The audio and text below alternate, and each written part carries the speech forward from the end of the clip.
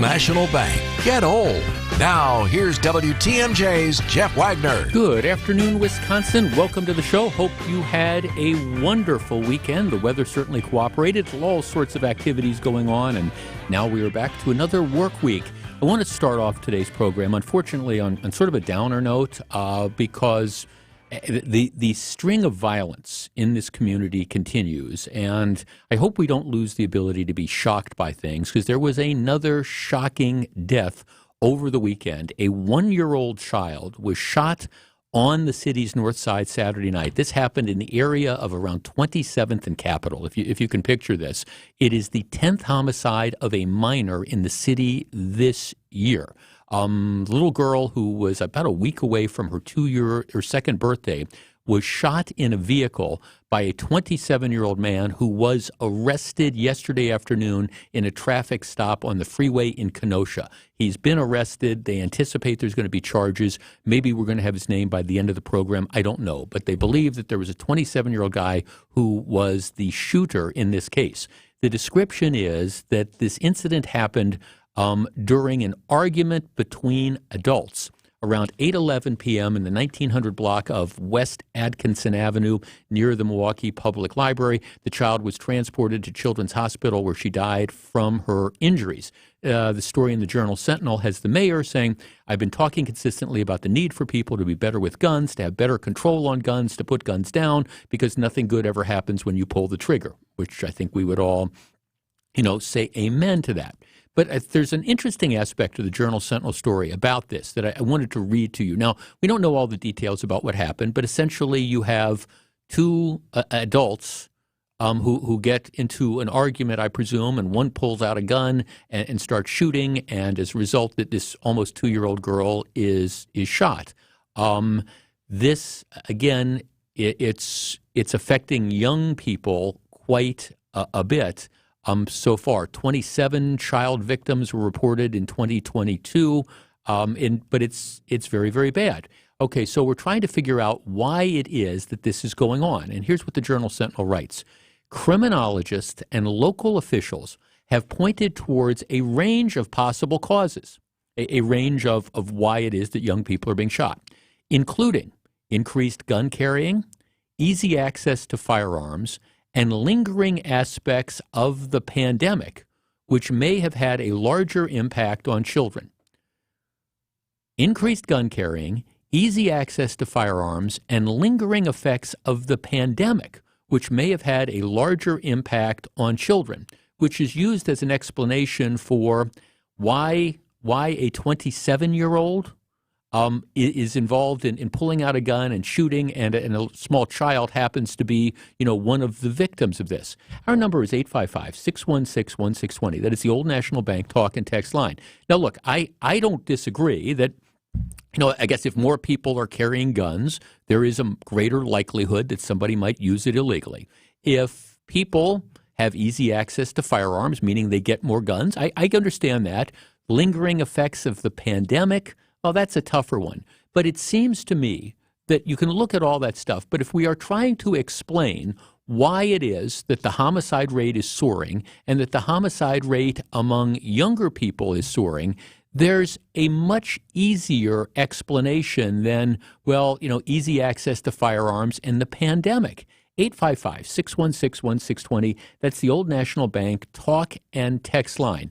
At its heart, why do you think, what is the primary reason why it is that we have the level of gun violence that we have in this region, in this community, and I think you can say in this country? At the end of the day, is it increased gun carrying? Is that the principal reason? Is it easier access to firearms? Is it lingering aspects of the pandemic? Or is it something actually much simpler and much more straightforward? 855-616-1620. That is the Old National Bank talk and text line, and that's where we start the program. What is it that is leading to these skyrocketing numbers of people being shot? We discuss in a moment. Don't go anywhere. Jeff Wagner is back right after this. Brewers fans, it's me, Dom Catronio, host of Brewers Extra Innings, here to tell you that you can now catch Brewers Extra Innings wherever you get your podcasts. Apple, Spotify, and of course, WTMJ.com and the WTMJ mobile app. Every stat, every storyline, and of course, highlights from the games this season following the Brewers all year long. Catch Brewers Extra Innings, presented by Fifth Third Bank, right here on the home of the Brewers, WTMJ. Now, about your house. Eric Brown is the president of Siding Unlimited, your contractor for new windows, roofing, siding, decks, and a whole lot more. He knows about your house. So what do you know, Eric? Do you have new siding and now you just want to keep it looking great? There are a couple things that come to mind when maintaining a beautiful home exterior. The first is just a good old cleaning. We recommend that you use a hose or a very light setting on your pressure washer to spray the dust off your siding. Don't force the water onto the siding very hard because water could get behind the siding and cause damage. Your home may or may not have a weather barrier behind the siding, and using high pressure water could cause problems. Definitely clean your siding to keep it looking beautiful, but don't get crazy and wash it off the building. Another quick tip to avoid siding issues comes with our favorite summer activity, grilling out. As much fun as it is to try different grilling recipes, using the grill too close to the home could result in some unforeseen disasters. When you use your grill, make sure it is away from the home. I like to make sure it is at least 7 feet from the house. If you have vinyl siding, the results of the grill being too close can be obvious, melted siding. However, if you have siding that won't melt, the heat from the grill could cause issues with the siding's paint or radiate through the siding and cause issues with the insulation, wiring, plumbing, or anything else in the wall that the heat could disturb. When you get new siding that is going to last a lifetime, just a few house cleaning tips can go a long way in preserving your beautiful home. Oh yeah, and keep the weed whacker away from the siding too. That never ends well. Eric and his crews at Siding Unlimited are your go-to contractor here for replacement windows, roofing, decks, and, of course, siding. They are the best, as acknowledged by the many rewards their suppliers have conferred upon them. Now, take the next step. Check them out at sidingunlimited.com. Siding Unlimited, siding, and a whole lot more. You're listening to Jeff Wagner on WTMJ. 855-616-1620, which is the old National Bank talk and text line. This conversation, I guess to me, misses what the major point is. Like the story in the paper trying to, again, say, okay, why are we having this wave of kids being shot, including this horrible story from over the weekend where a 1-year-old is shot as a gun battle breaks out at about 8 o'clock on a Saturday night.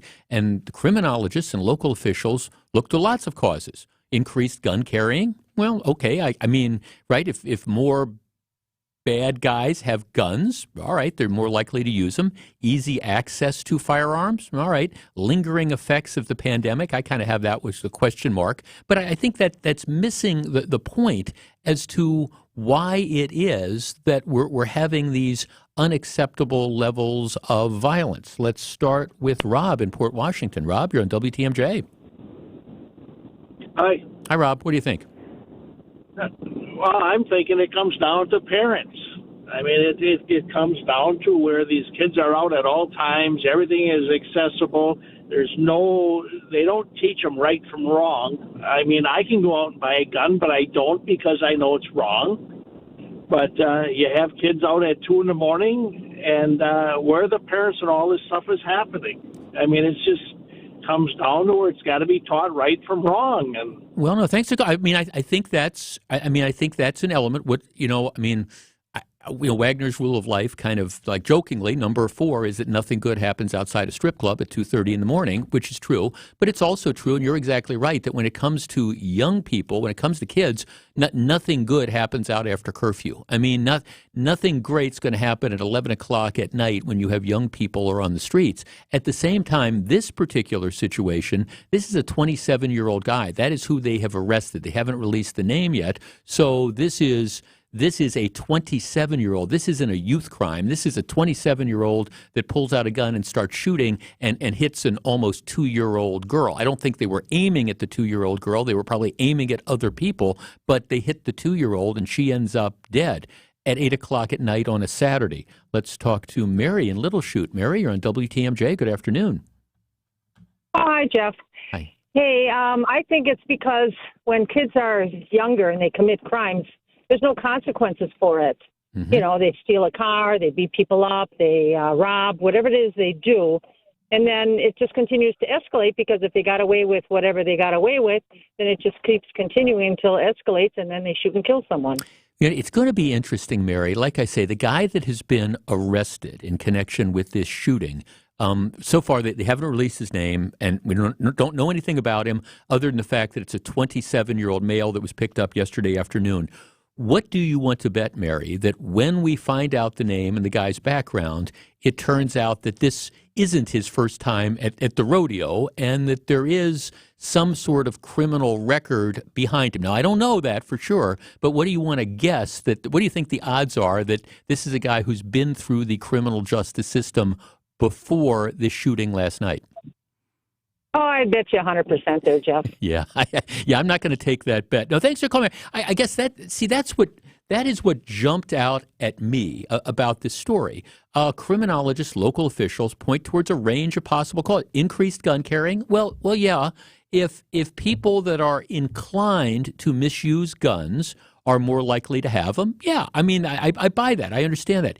Easier access to firearms, right, especially with people who shouldn't have firearms getting them, right, that's a fact. Lingering aspects of the pandemic, I think that's kind of a stretch. But yeah, increased gun carrying and easier access to firearms. But it comes down to people who, as a general rule, should not have guns in the first place, whether it is because they have the guns because they want to commit crimes with them, or alternatively, they have committed crimes. They are not legally allowed to possess guns, and yet they have them nonetheless. And that's the question that I think you always have to ask. It is one of the reasons why I am so frustrated with this idea that we don't have mandatory minimum penalties, for example, for felons with guns. This shooting yesterday, I don't know if the guy on Saturday night, I don't know if the guy is a felon or not. I don't know if he's legally allowed to possess guns or not. My guess is, it's just a guess, my guess is he probably was not legally allowed to have a firearm, because I don't think you wake up one day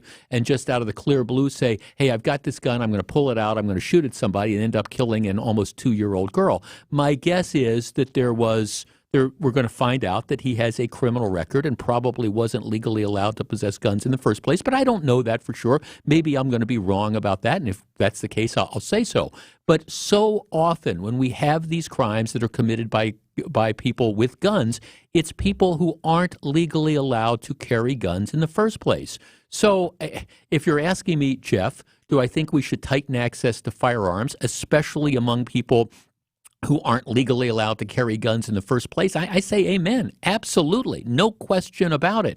It's one of the reasons it's always so frustrating to me that you see crime after crime after crime after crime that is committed by people who have felony records and aren't allowed to carry guns, which is one of the reasons why the legislature needs to wake the heck up and say, look, we've got to treat this seriously. And if you are a felon and you are in possession of a firearm, boom, we're not going to dismiss that charge. We're going to impose mandatory minimum penalties. We are going to send a message out there that unless you like being in prison, once you're convicted of a felony and you're told you can't have guns, if you have guns, you're going to be going back to prison. 855-616-1620.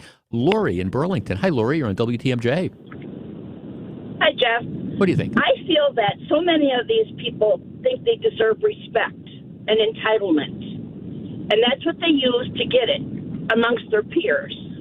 I don't believe that they are thinking of their consequences at all. It's a respect thing, and they think they're entitled to do whatever they can do when they want to do it without any kind of payback or any kind of consequences.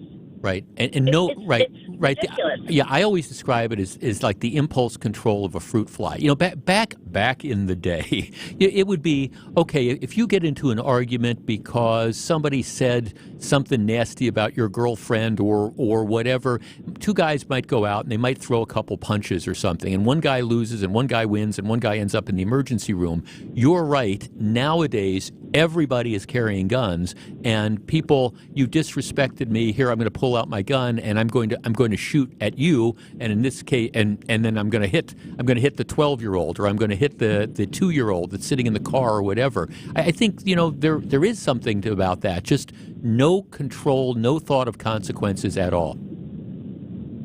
Right. It's the easy way out. Yeah, that's right. Thanks for calling. I mean, it's just, but again, I think that dovetails back to the point that our first caller was making about, the lack of upbringing and the understanding of right versus wrong. I mean, because I don't think it should be too much of a stretch to say that, all right, pulling out a gun and shooting it at someone because you're honked off at them or you feel disrespected or whatever. And then, of course, you end up, and that's what happens, you end up shooting, in this case, it's a 2-year-old or an almost 2-year-old who just happens to be, I guess, in the line of fire or gets hit by a stray bullet or whatever that is. Those details are going to emerge. But it is this lack of appreciation, no impulse control, like you say, Lori, and also this lack of appreciation of consequences and a lack of fundamental understanding about right and wrong that you have people who are just willing to do this. Now, I think that actually explains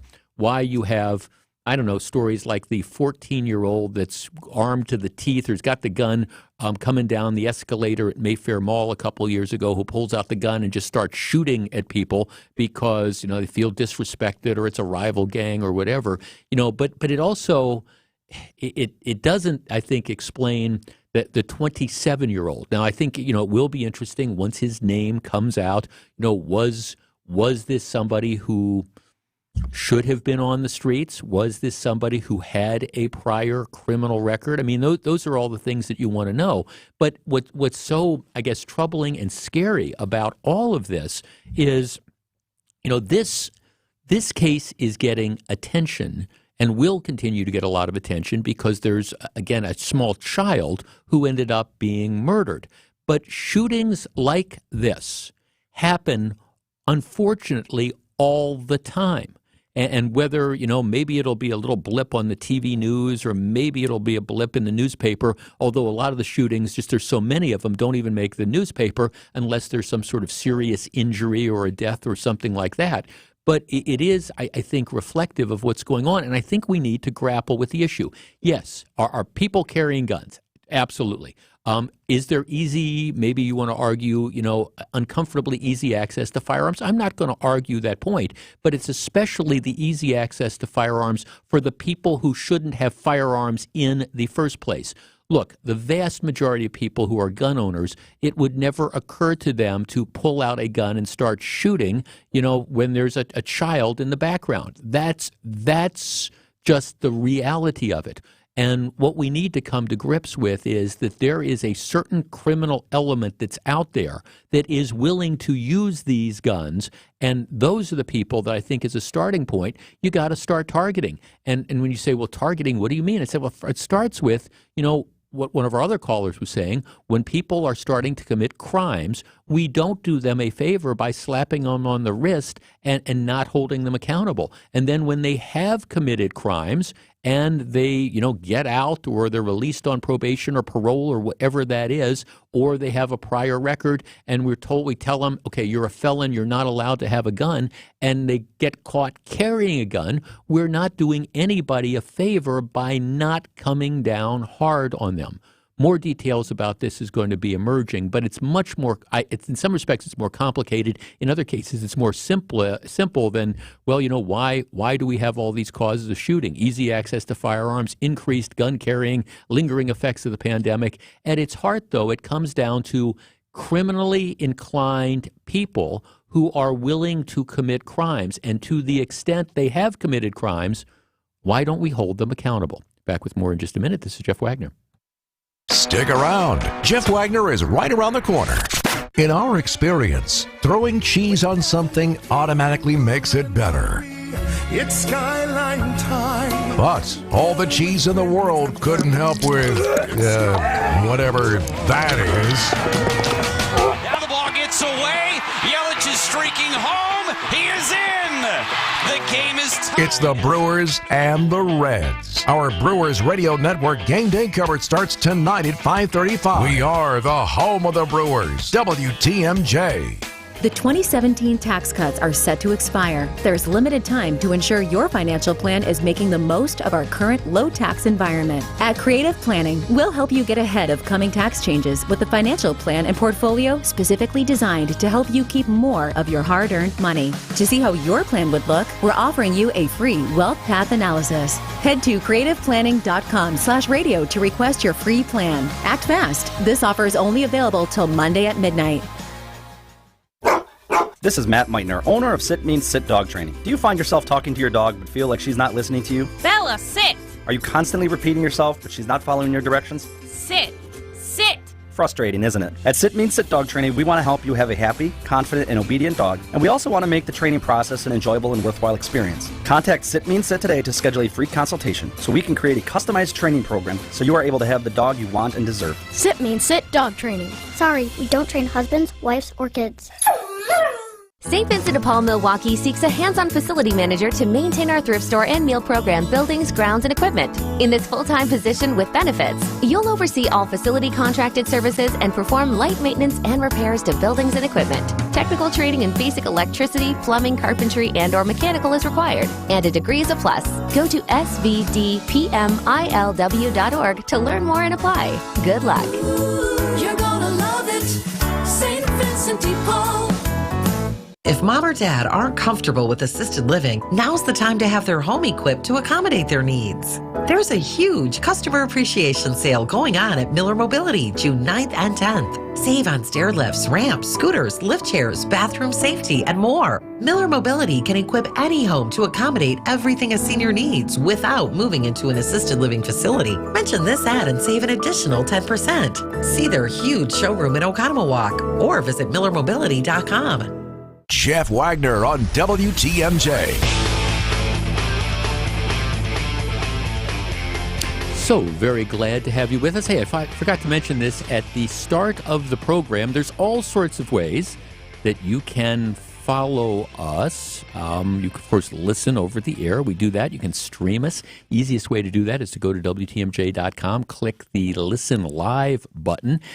Podcasts, well, anywhere you get podcasts, Spotify, Apple iTunes, in addition to through our WTMJ website. But one of the things we've been doing for about a month now or so is we are also live streaming. We've got all these cameras in the studio, and if you want to see what any of your WTMJ hosts look like or what we're wearing on any given day, if you want to find out how Fran has dressed me for a particular show, all you have to do is go to, again, WTMJ.com, hit the Watch Live button, and you can stream. We also have our own YouTube channel. How cool is that? And I know a number of people take advantage of that because we see the numbers in real time. All right. WTMJ Breaking News time is 12:30. From the WTMJ Breaking News Center, here's Connie Weber.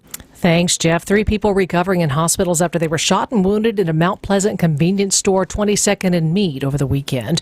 2 Milwaukee men killed in shootings about a half hour apart on hour and a half apart Sunday. They were unrelated incidents, no arrests in either case, and a 1-year-old died in a shooting in Milwaukee on Saturday. Police in Florida looking for one more person they say is responsible for a mass shooting in Hollywood. A 4th person was arrested last night in connection to last week's shooting on the Broadwalk that injured 9 people. General Motors plans to invest more than $1 billion in 2 Michigan plants to gear up for production of next-generation heavy-duty trucks. Most of the funding will be used to prepare its Flint assembly plant for new gas and diesel trucks. GM eventually wants to switch to all-electric vehicles by 2035. Time for news about your money and the WTMJ Annex Wealth Management Market Update. The Dow is down 127 points. The S&P 500 is up 5, and the Nasdaq Composite is up 52. Get on track with investment and retirement planning. Visit annexwealth.com and click the Get Started button today. Taking a look at your roads now with your Johnson & Sons Paving Time Saver traffic. We still are seeing some delays. I-43 94 southbound from downtown to Layton. It's about a 10-minute drive. And I-894 southbound from the Zoo Interchange to the Hale Interchange, about 7 minutes. Some lane closures there, restrictions due to construction this afternoon. Traffic is sponsored by Harwood Place Senior Living. Learn more about Harwood Place Retirement Living's newly renovated apartments and updated pricing options. Visit harwoodplace.org or call to schedule a tour. Your WTMJ 5-day forecast, a mix of sun and clouds today. Maybe a shower. That chance of a shower lingers tonight with an overnight low of 60. Tomorrow, a morning, possibly a shower again. Then partly sunny. High Tuesday, 70. Mostly sunny and 72 on Wednesday. Sunny Thursday, high 73. And Friday, mostly sunny up to 78. Kenosha right now, 78. Menominee Falls, 81. Milwaukee, 79 degrees. I'm Connie Weber. Sighting Unlimited, WTMJ News Time, 1232. I'm Jeff Wagner. Coming up next. All right, what's $9 million between friends? I'll explain. We'll discuss. More Jeff Wagner right after this. Hey, WTMJ's John Mercure here. Father's Day is almost here. Think about how much your father and grandfather mean to you. Show your love and appreciation. Take them to the historic Fox and Hounds restaurant for the Father's Day brunch buffet. The food is world class. It's everything your dad loves for breakfast, lunch, and dinner, including an entire room of homemade desserts. It's all you care to eat. Kids and grandkids under 3, they always eat for free. The Fox and Hound sits in the heart of the Kettle Moraine Forest. The setting is spectacular. If Father's Day doesn't work, take your dad out for a free dinner this week. When you buy one dinner, your second dinner is free, including the steak and lobster and anything on the menu. The Fox and Hounds, just off Highway 167, 2 miles east of the famous Holy Hill Shrine. The drive alone is just beautiful. Reservations are required for Father's Day. Tables fill quickly. Reserve now. foxandhoundsrestaurant.com. It's that easy. Tell your dad you love him by taking him for a free dinner this week. foxandhoundsrestaurant.com. Don't forget your dad. It's David Nason for Current Electric. They've been providing 5-star electrical service for 40 years, striving to be southeastern Wisconsin's first choice in renewable energy.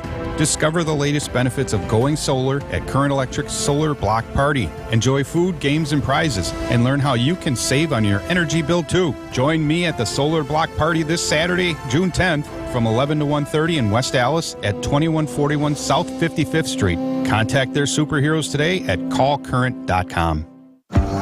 In Wisconsin, our festivals and events are in full swing all summer long. Here's to seeing legendary golfers at the U.S. Senior Open Championship in Stevens Point, to joining thousands of your closest music-loving friends at Summerfest in Milwaukee. And to wondering, where art thou, Romeo? At the Wisconsin Shakespeare Festival premiere this summer in Eau Claire. Here's to those who Wisconsin. Find more summer events at travelwisconsin.com. Welcome back to Jeff Wagner on WTMJ.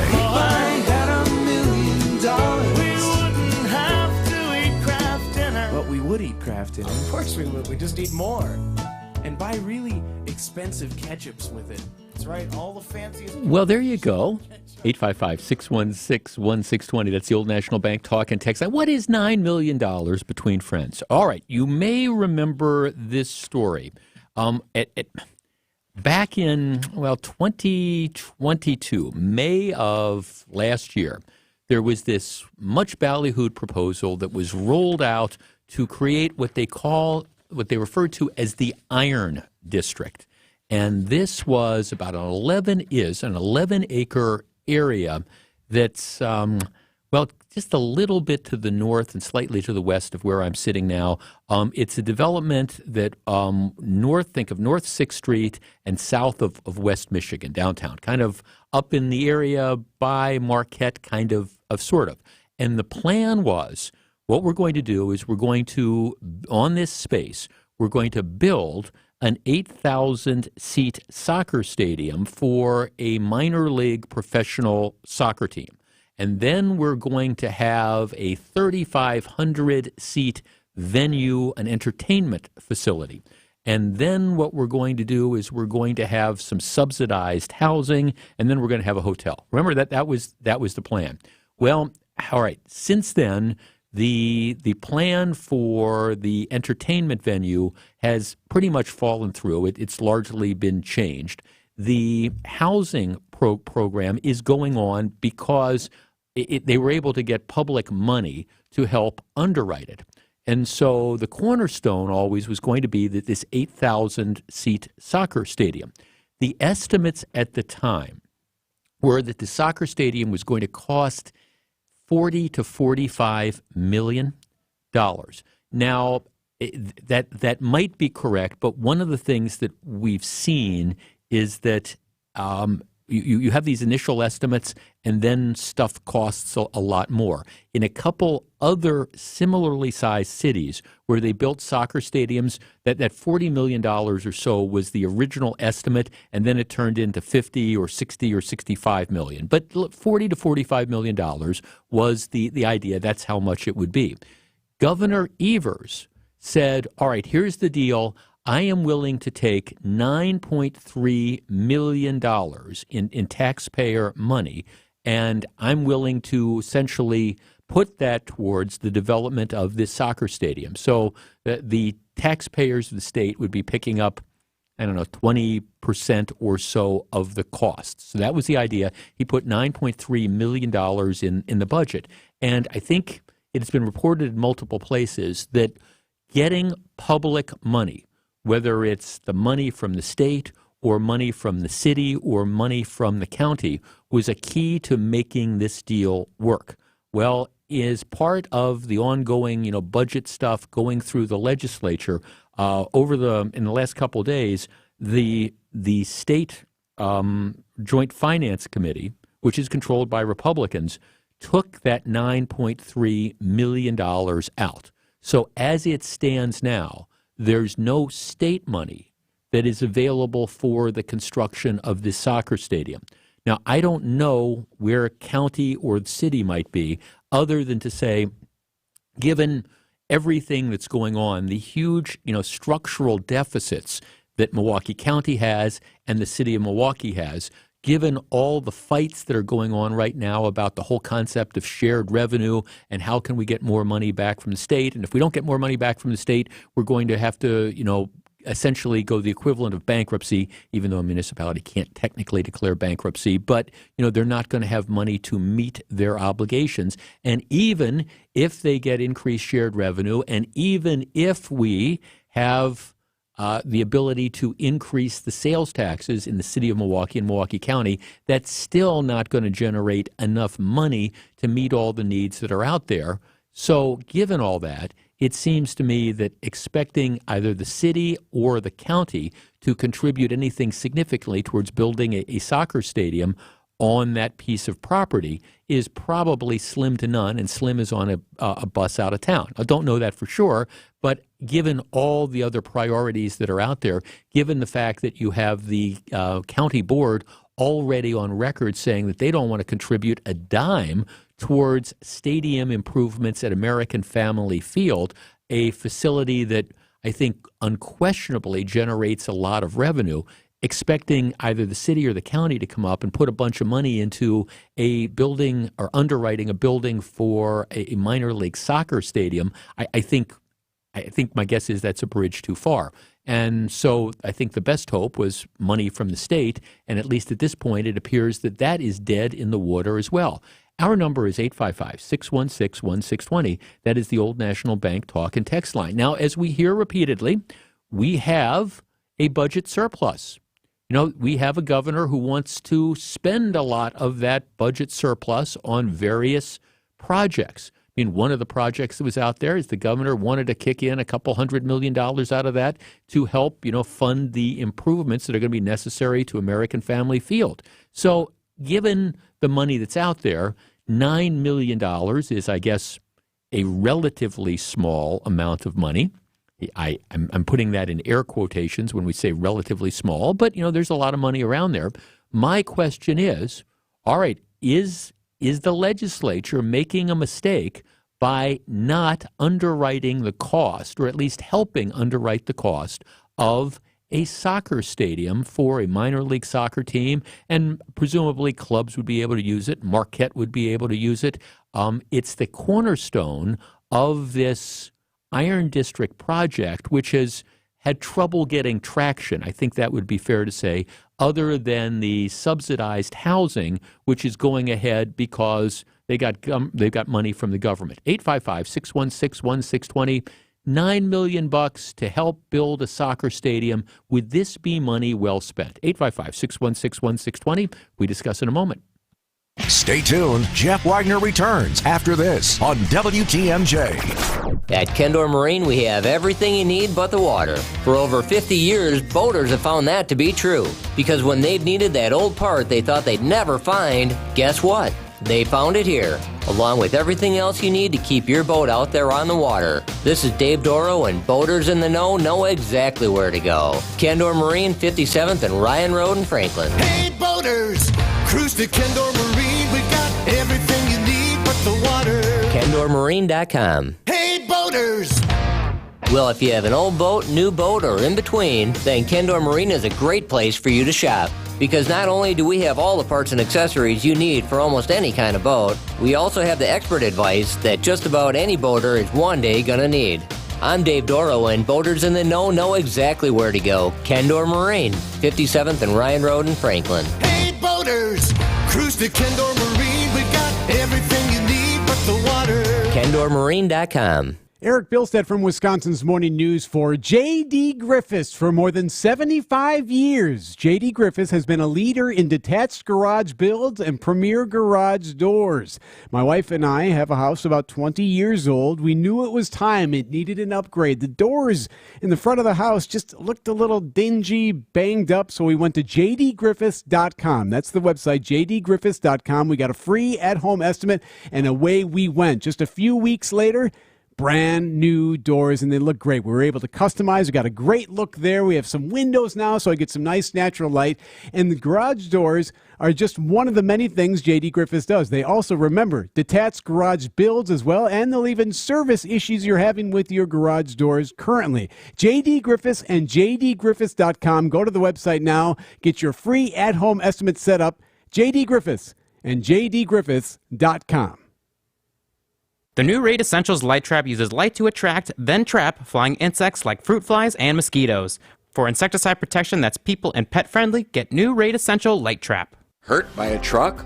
Call Gruberg Law Offices. One call, that's all. One of the main things we hear from employers is how hard it is to find and retain the best employees. There are job openings and opportunities, but not enough qualified people to fill those roles. How is your organization tackling these challenging issues? At Ansay & Associates, we are a top 60 agency nationally that partners with Wisconsin-based organizations. As a leading employee benefits agency, we help employers proactively design and implement industry-leading benefits programs. We help you become a destination employer that stands out in a crowded field. We realize that benefits costs are increasing, so regardless of your business size, Ansay & Associates is here to help you identify what's driving up your costs, implement creative solutions, and shop to find the most competitive offering in your market. Visit ansay.com today and get a free consultation with one of our strategists, or come see us in person at any of our local offices. Ansay & Associates, securing and protecting your American dream. Jeff Wagner on WTMJ.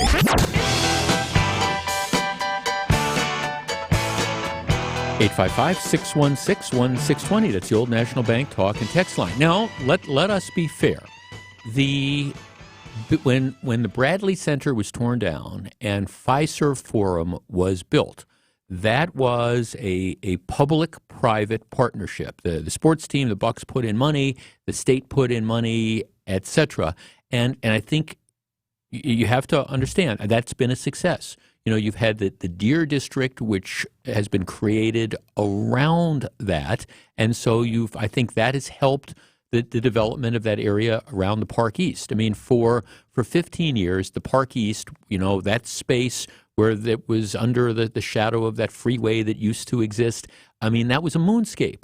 Despite we were promised, this is going to lead to all this development, and that never happened until you had Fiserv Forum built. So there was development.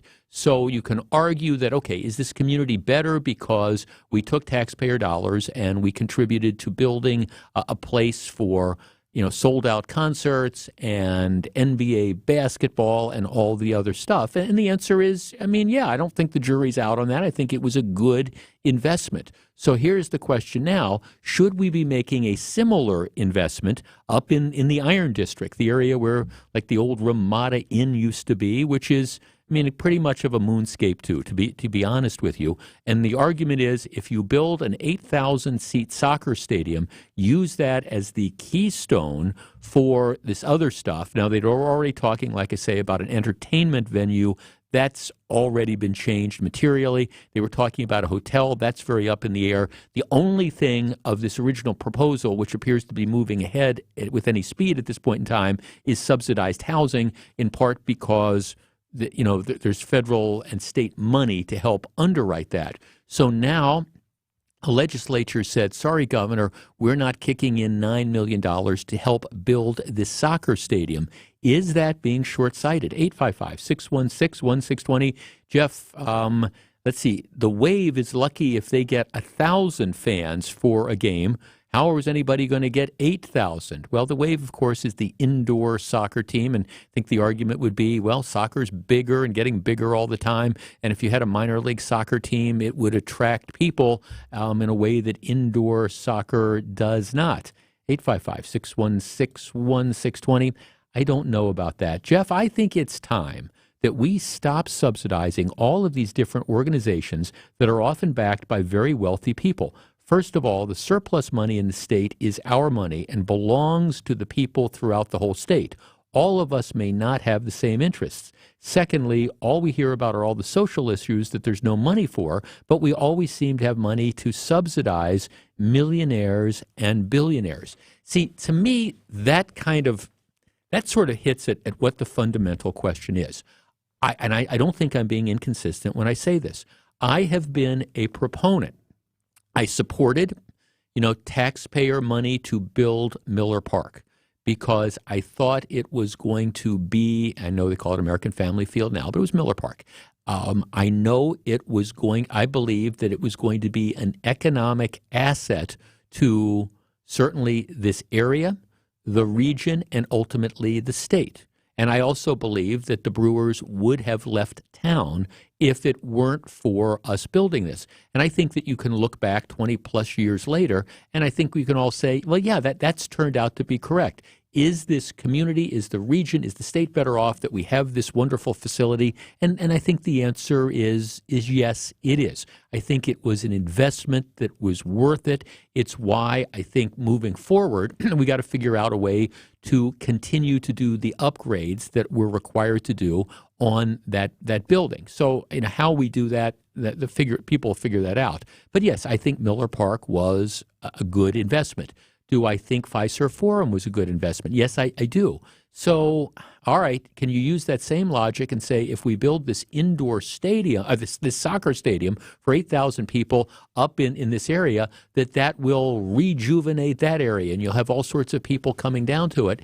And I guess my response would be two things. First of all, I think minor league soccer is different than NBA basketball and Major League Baseball. I think that is a fact.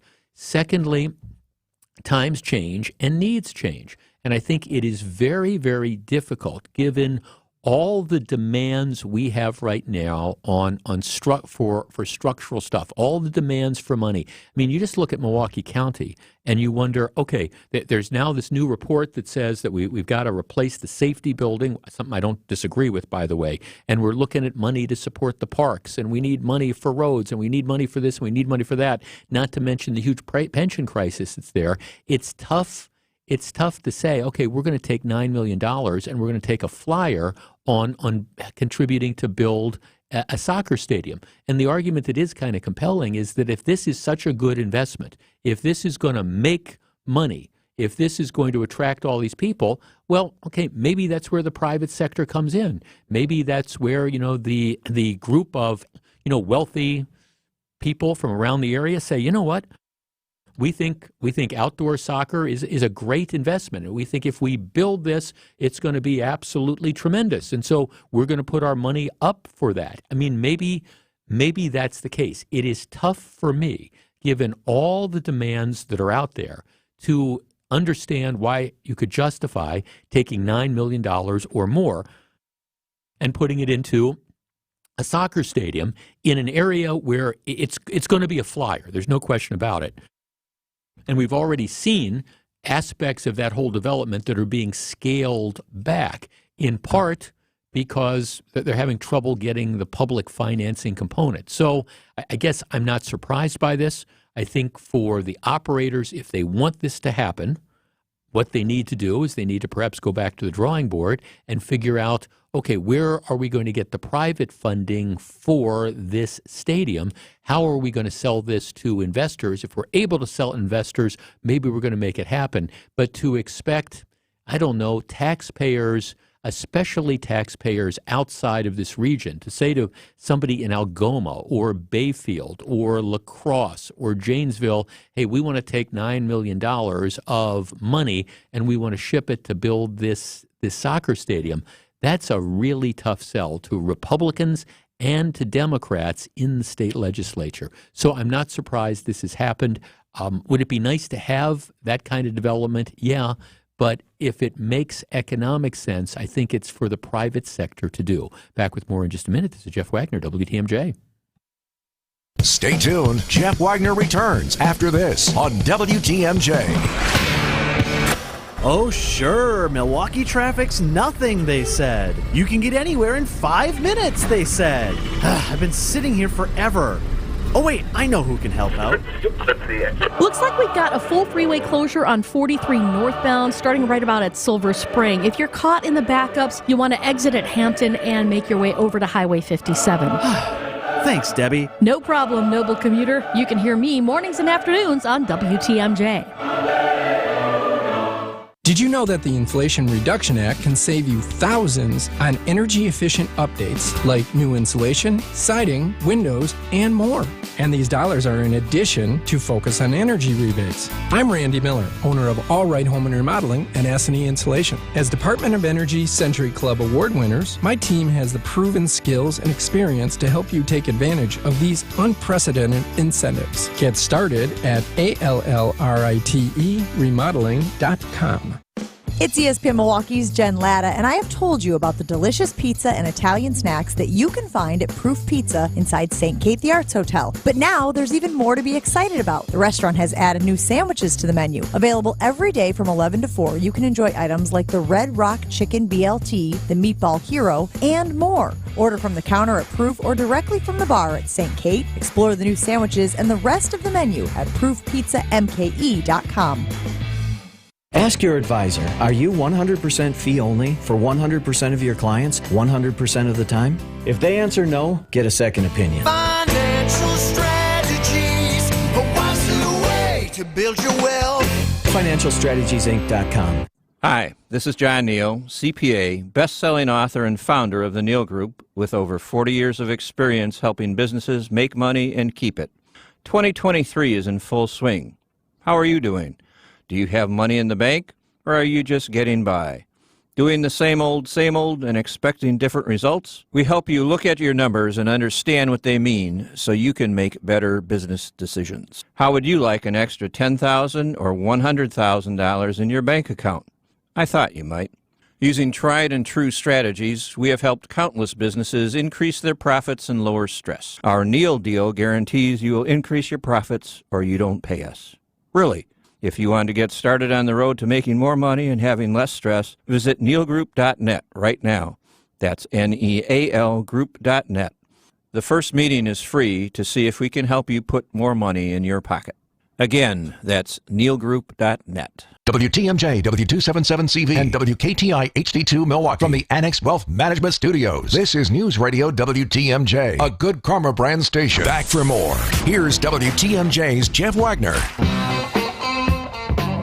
So, very glad to have you with us. Well, another milestone, another aspect of my misbegotten boyhood just kind of disappears here. News over the weekend that Indian Mound Camp, it was a Boy Scout reservation, and this is, I can remember 2 or 3 years. This is where, if you were in Boy Scouts, and I was in Boy Scouts back in the day, it was like the summer camp that you would go to, and they had weekly programs, and you would go out there, and they had hiking and fishing and merit badges and swimming and all those sort of things, and you'd stay in tents and all that stuff. And I can remember, multiple summers at Indian Mound as the campground.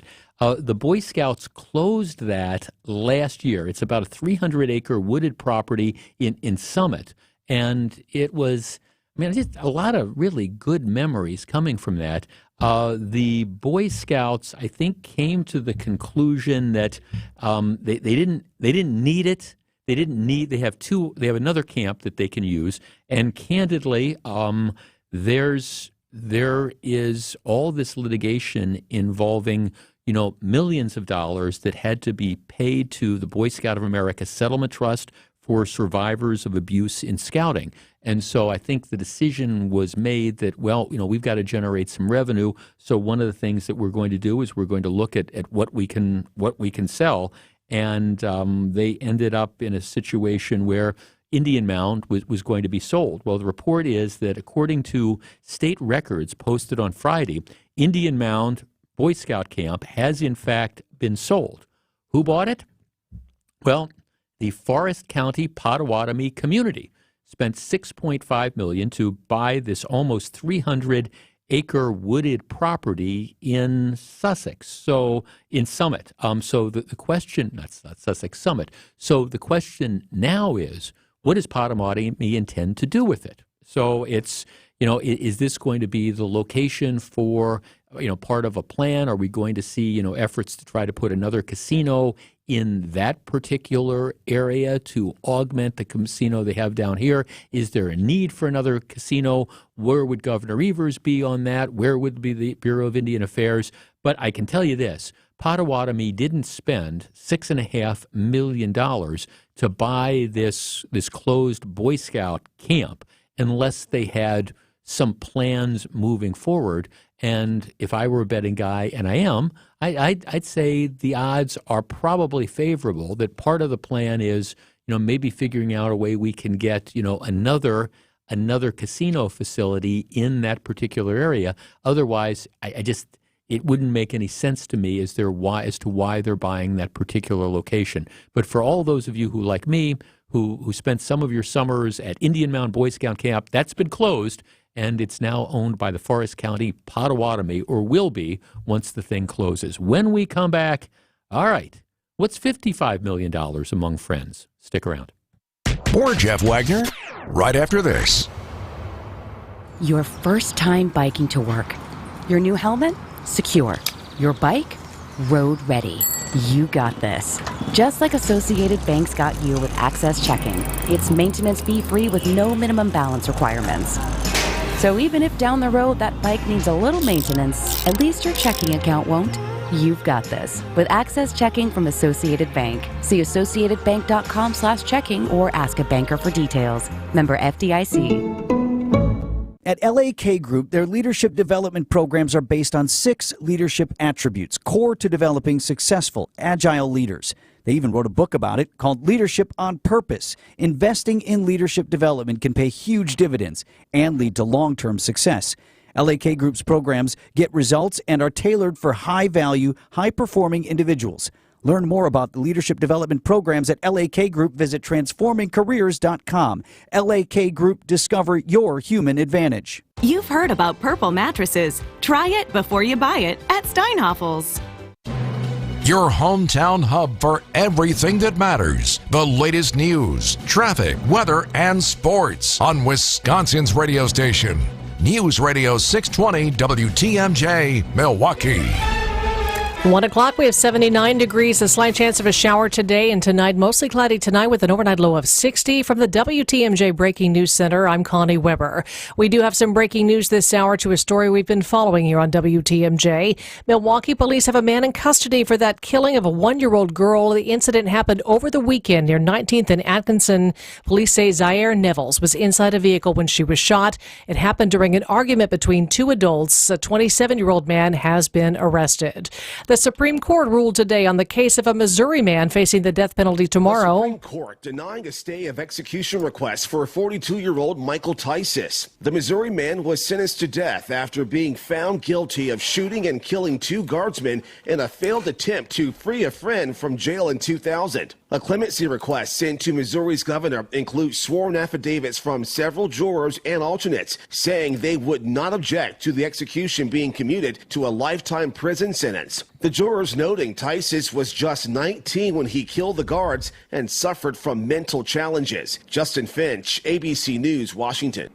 California threatening criminal kidnapping and false imprisonment charges against whomever organized a chartered flight moving migrants from Texas to a street in Sacramento. ABC's Alex Stone has that story. The allegation California Attorney General Rob Bonta is making is that the migrants, all men from Central America, were promised help finding work if they took the flight to Sacramento, and that instead they were just dropped off at the front door of a church, and those who brought them there took off after essentially knocking on the door of the church. The migrants have immigration court dates, Bonta says, in places like New York and Chicago. They have no connection to Sacramento. Now California is investigating. The state's attorney general says it was officials in Florida they think organized the flight as part of Governor Ron DeSantis' migrant relocation program.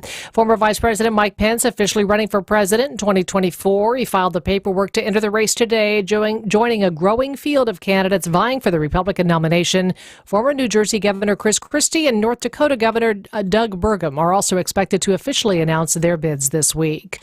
Connect One is now in operation. The new bus rapid transit system runs on Wisconsin Avenue from downtown all the way to Wauwatosa. Milwaukee County Executive David Crowley. Going to jobs, going to get people to doctor appointments, give people the opportunity to get to their educational institutions as well. And so this is extremely an important staple for us to be able to invest and expand our transit system. The BRT will be free to passengers through the end of September.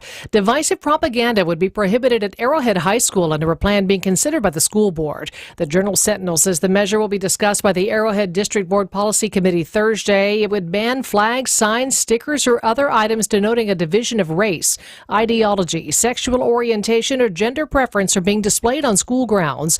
Other districts have implemented similar policies, including Waukesha, the Kettle Moraine School District, and the Muskego Norway School Board. Former Bucks coach Mike Budenholzer selling his Okauchee Lake home, but what does a new coach mean for the other business sales?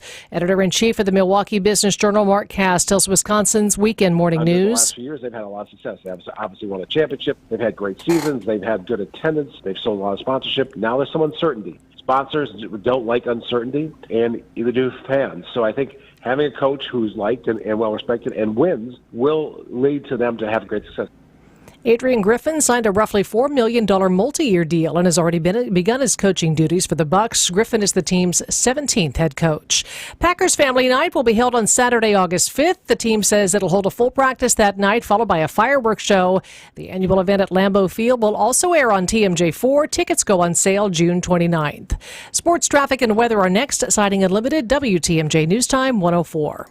Accunet Mortgage is an equal housing lender. NMLS ID 255368. Winning isn't everything. It's the only thing. I always thought Vince Lombardi came up with that famous sports nugget, but it turns out he borrowed it from a college coach. And now I'm going to borrow it too. Because when there are 10 or 20 offers on a property, there's only one winner. In today's inventory-starved real estate market, you need a Lombardi-level mortgage coach. One who has all the best plays in the playbook. Going with your bank for your pre-approval is like playing in a professional playoff game with the JV coach at the helm. The Lombardi-level coaches at Accunet are called senior loan consultants, and each one has been trained by me to help you and your real estate agent work as one team to deliver the one and only thing that matters, winning. So if you've been losing with your flimsy bank pre-approval, trade up today to a rock-solid guaranteed pre-approval and a Lombardi-level game plan. And if you're just getting started, why not start with the best? Click on the blue button today and get started with your winning game plan at accunet.com. Anything that can go wrong will go wrong. That's Murphy's Law, right? Put an AC guru from Team Austin up against Murphy's Law, and smart money is on us. Eric Smith here from Austin Plumbing, Heating, and Air. And when we take your air conditioner apart, and just so you know, we will, our guru has the opportunity to see exactly where the problems are, or could develop in the future. It's not a rag snap in safety inspection and get down the road kind of a deal. Nope, we're coming at Murphy with torches blazing. By the time we're done, your AC isn't just reassembled, it's returned to factory fresh conditions and guaranteed against breakdowns all summer long. A machine that'll save energy dollars, not gobble them up. We're going to leave it a better running, more reliable version of itself. And if we find a cause for concern or future breakdown, let me coin a phrase. If we see something, we'll say something. Team Austin is here to help you win the war against summer heat. So back off, Murphy. Book your AC tune-up now and get a jump on the heat. Go to teamaustin.com.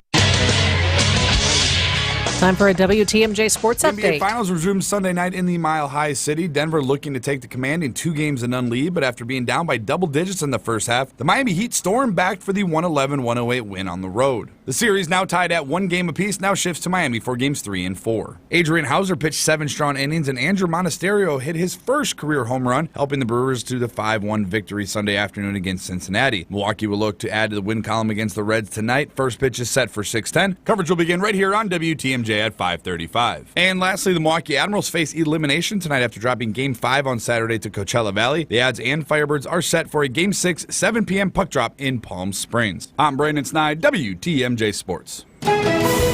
Take a look at your roads now with your Johnson & Sons paving time saver traffic. Still some slow going on I-43 and 94 southbound from downtown to Layton. That's usually about a 7-minute drive. That'll take you about 10 minutes this afternoon. 94 westbound from downtown to the zoo running about 5, and the zoo to Highway 16 is running about 6 minutes this afternoon. Traffic is sponsored by Hall Mazda Milwaukee. Visit hallmazdamilwaukee.com. While you're navigating the roads as quickly and safely as possible, if you see something we should know about, call the WTMJ Hall Mazda Traffic Tip Line at 414-238-9329. Your WTMJ 5-day forecast, a mix of sun and clouds today and a slight chance of a shower. That chance lingers into tonight and tomorrow morning. Overnight low tonight 60, partly sunny tomorrow with a high of 70, mostly sunny Wednesday high 72, Thursday 73, and Friday sunshine with a high of 78.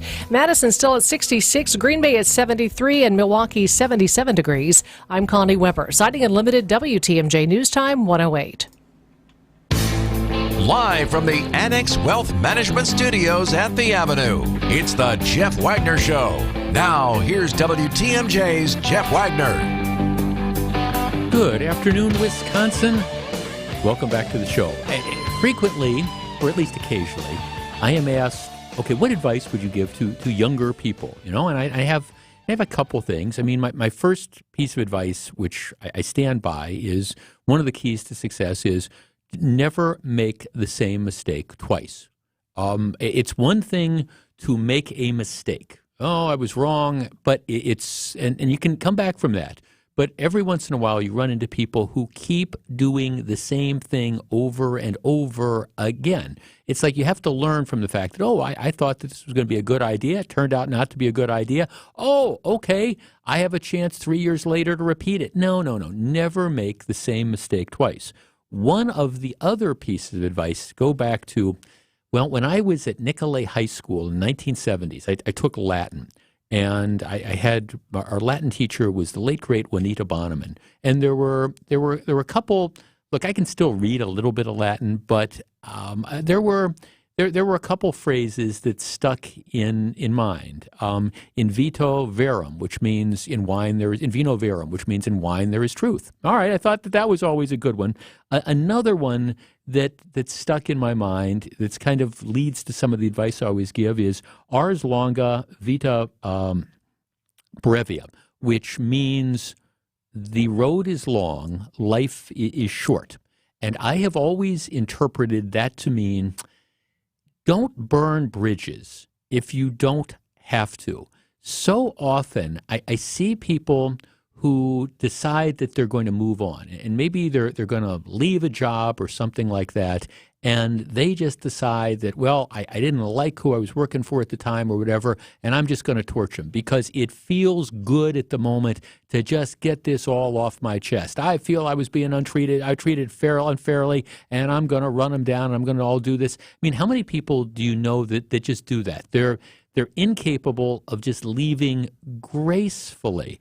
And I've always thought, and my advice has always been, it almost never pays to burn bridges unless you absolutely have to. And most of the times you don't.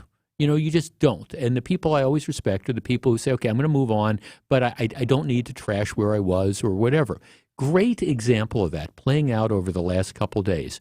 The Milwaukee Bucks announced that one of their head coach, their assistant coaches that's going to be coming in under Adrian Griffin, one of their assistant coaches is going to be a guy named Terry Stotts. If that sounds familiar, it's because Terry Stotts started out in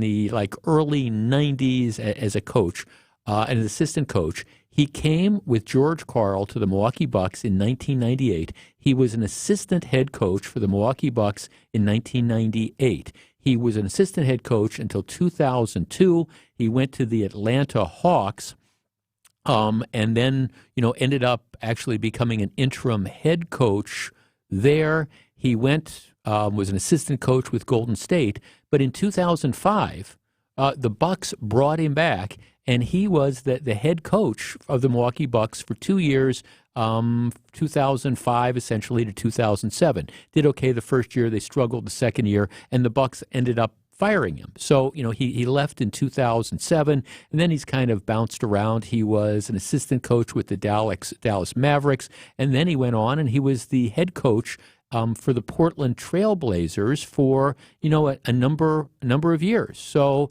he was with them for 7 or 8 years as a head coach. Well, ultimately, head coaches wear out their welcome, so he's on the street. He's now coming back to Milwaukee as an assistant coach. So, this is one of these classic examples of, don't burn your bridges, because you never, life is strange. You never know when it might, opportunities might present themselves. Now, my guess is when back in 2007, when the Bucks fired Terry Stotts, my guess is the last thing that he thought of was the chance that, I might have an opportunity to come back here someday as an assistant coach. I'm sure that's not what he thought. I'm sure that he had all sorts of thoughts about being fired after 2 years, saying, hey, I took him to the playoffs 1 year, and look at the players I've got, et cetera. Nobody could have done better. But he didn't burn those bridges. And he went on to get other assistant head coaching jobs. He went on to get a head coaching job, and now he's back in Milwaukee. It is just a classic example, and it's a great piece of advice to people to keep in mind that, burning bridges might make you feel good momentarily, but long term, you never know when you're going to run into some of those same people. And even if you think those people might have treated you unfairly, or you think an organization might have treated you unfairly, you don't trash the organization, because some of the people, a part of that, they might be long gone. Who knows where you're going to be 5 years from now, 10 years from now, 15 years from now.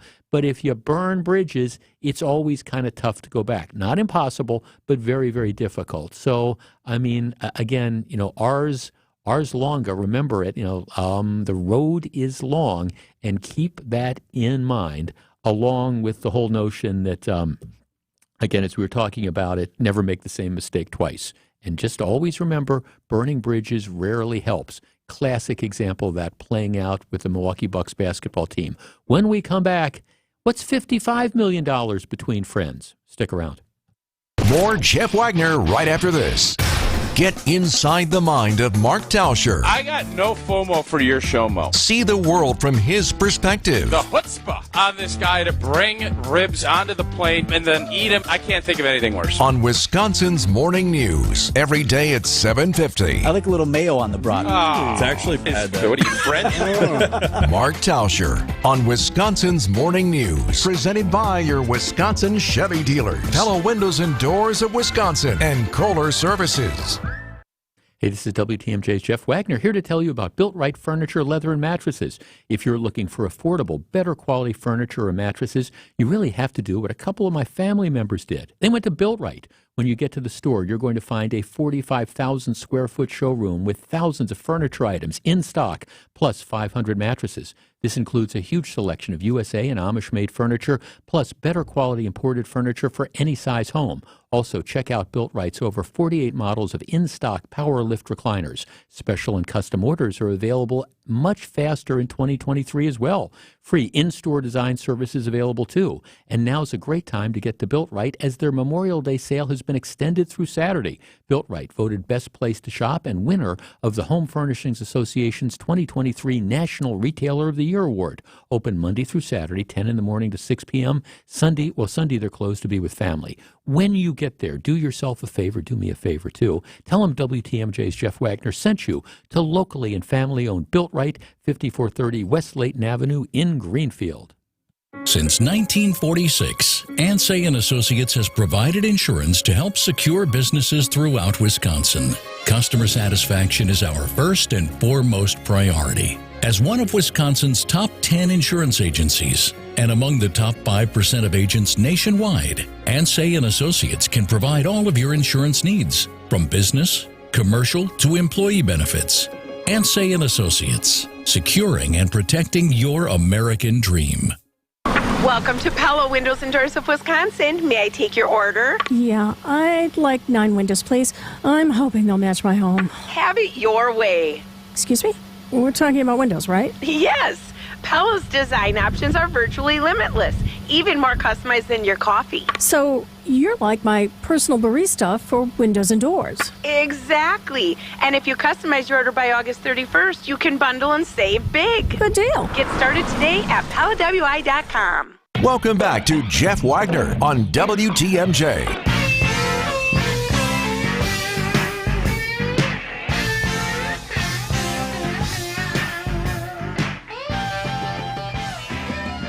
All right, with much fanfare, this morning there was the long-awaited ribbon cutting, the new East-West Bus Rapid Transit Line, BRT. Whenever you hear those phrases, it's Bus Rapid Transit Line.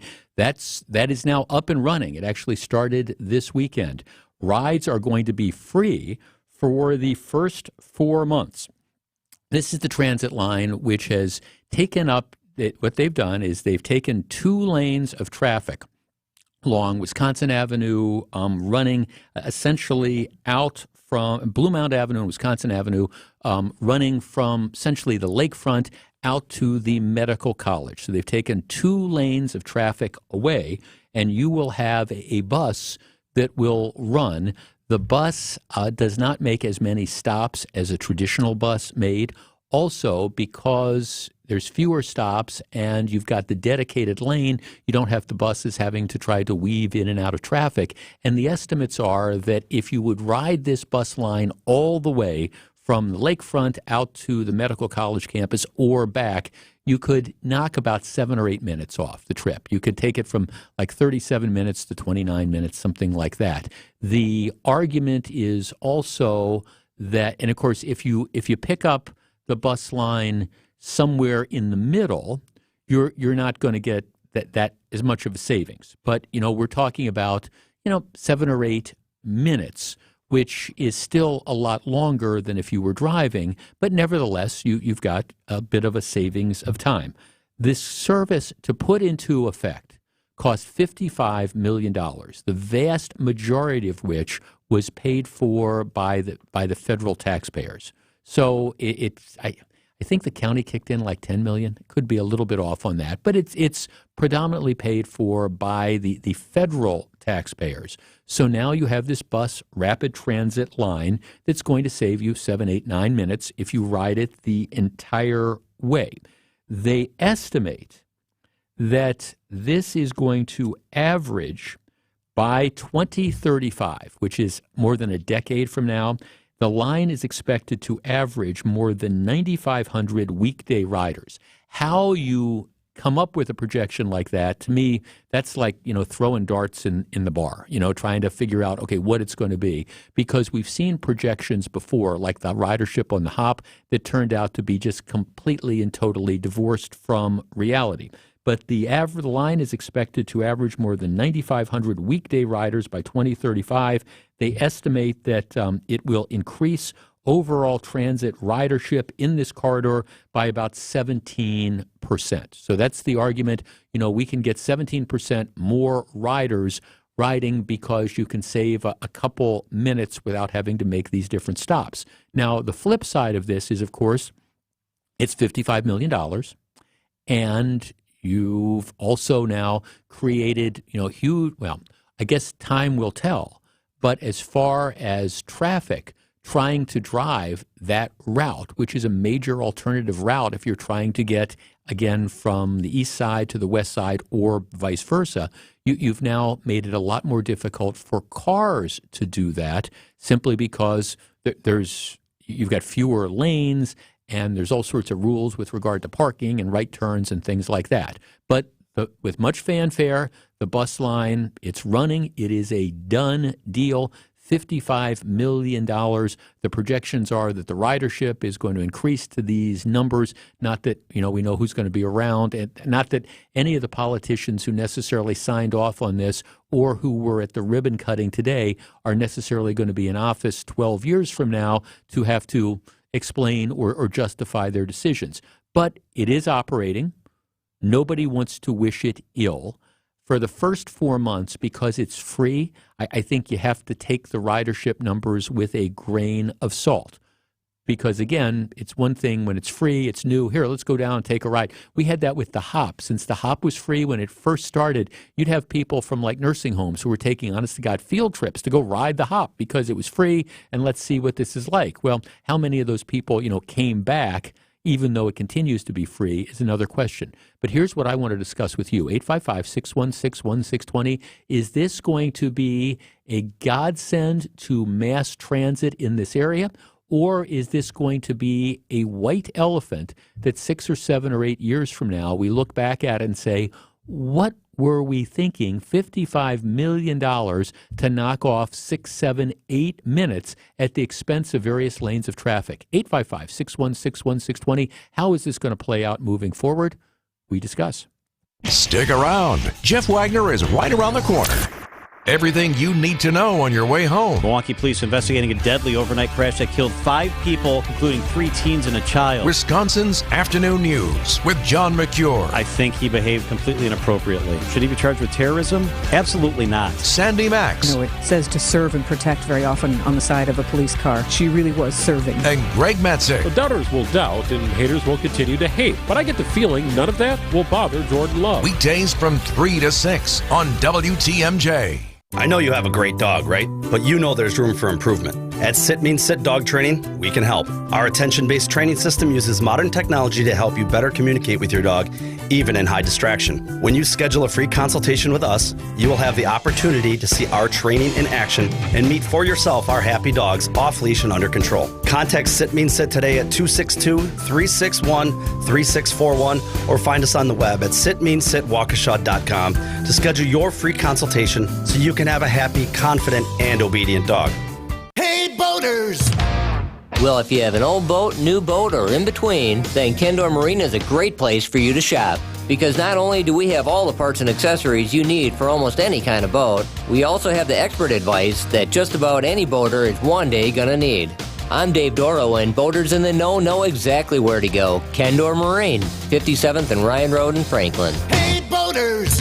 Cruise to Kendor Marine. We got everything you need but the water. KendorMarine.com. At Kendor Marine, we have everything you need but the water. For over 50 years, boaters have found that to be true. Because when they've needed that old part they thought they'd never find, guess what? They found it here, along with everything else you need to keep your boat out there on the water. This is Dave Doro, and boaters in the know exactly where to go. Kendor Marine, 57th and Ryan Road in Franklin. Hey, boaters! Cruise to Kendor Marine. We got everything you need but the water.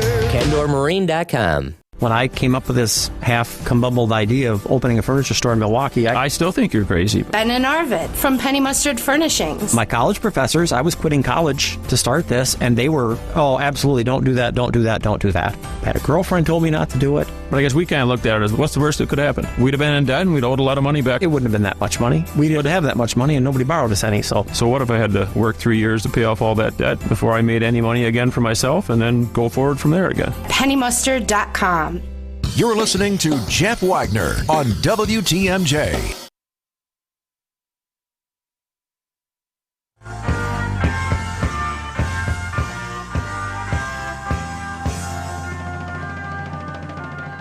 Today is the day, the official ribbon cutting The East-West Bus Rapid Transit Line is now in operation. It is free for the first 4 months. So if you want to just take a bus ride for the sake of, hey, it's been a long time since I've been on the bus, hop on. You know, it's great, and it will be free.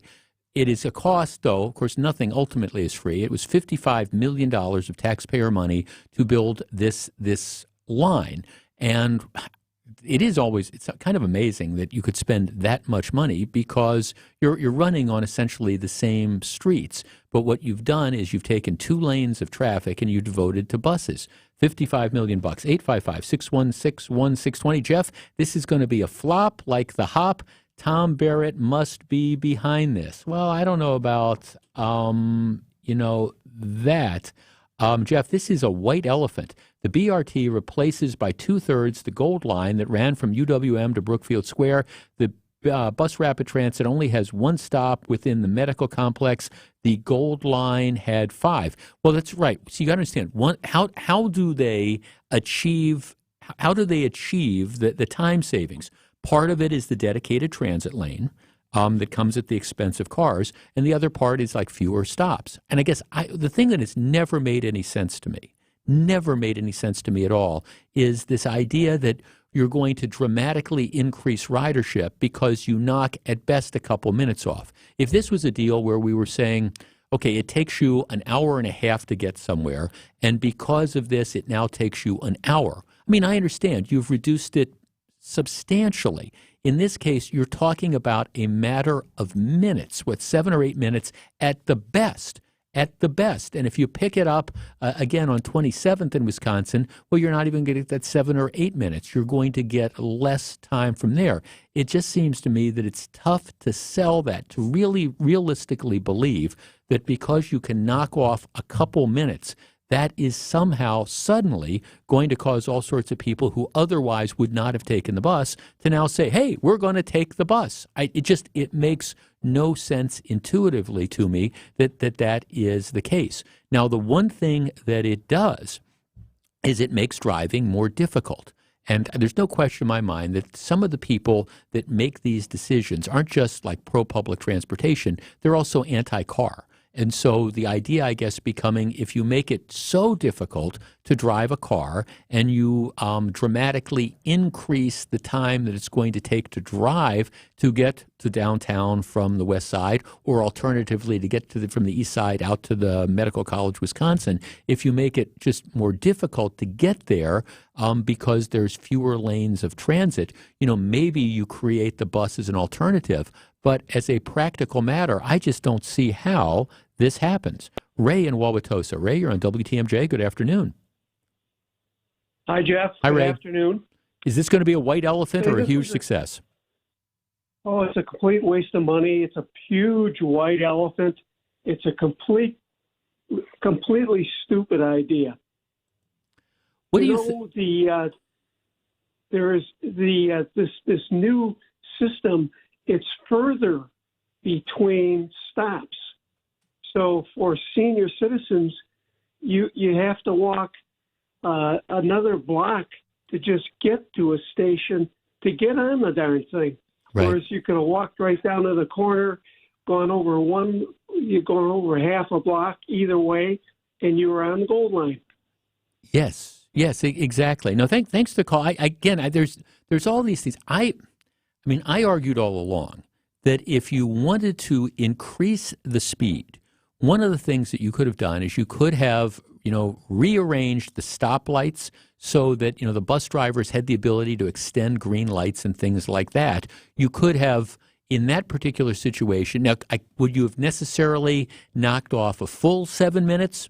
No, but my guess is you could have probably knocked off 3 or 4, and you could have done it at a fraction of the cost.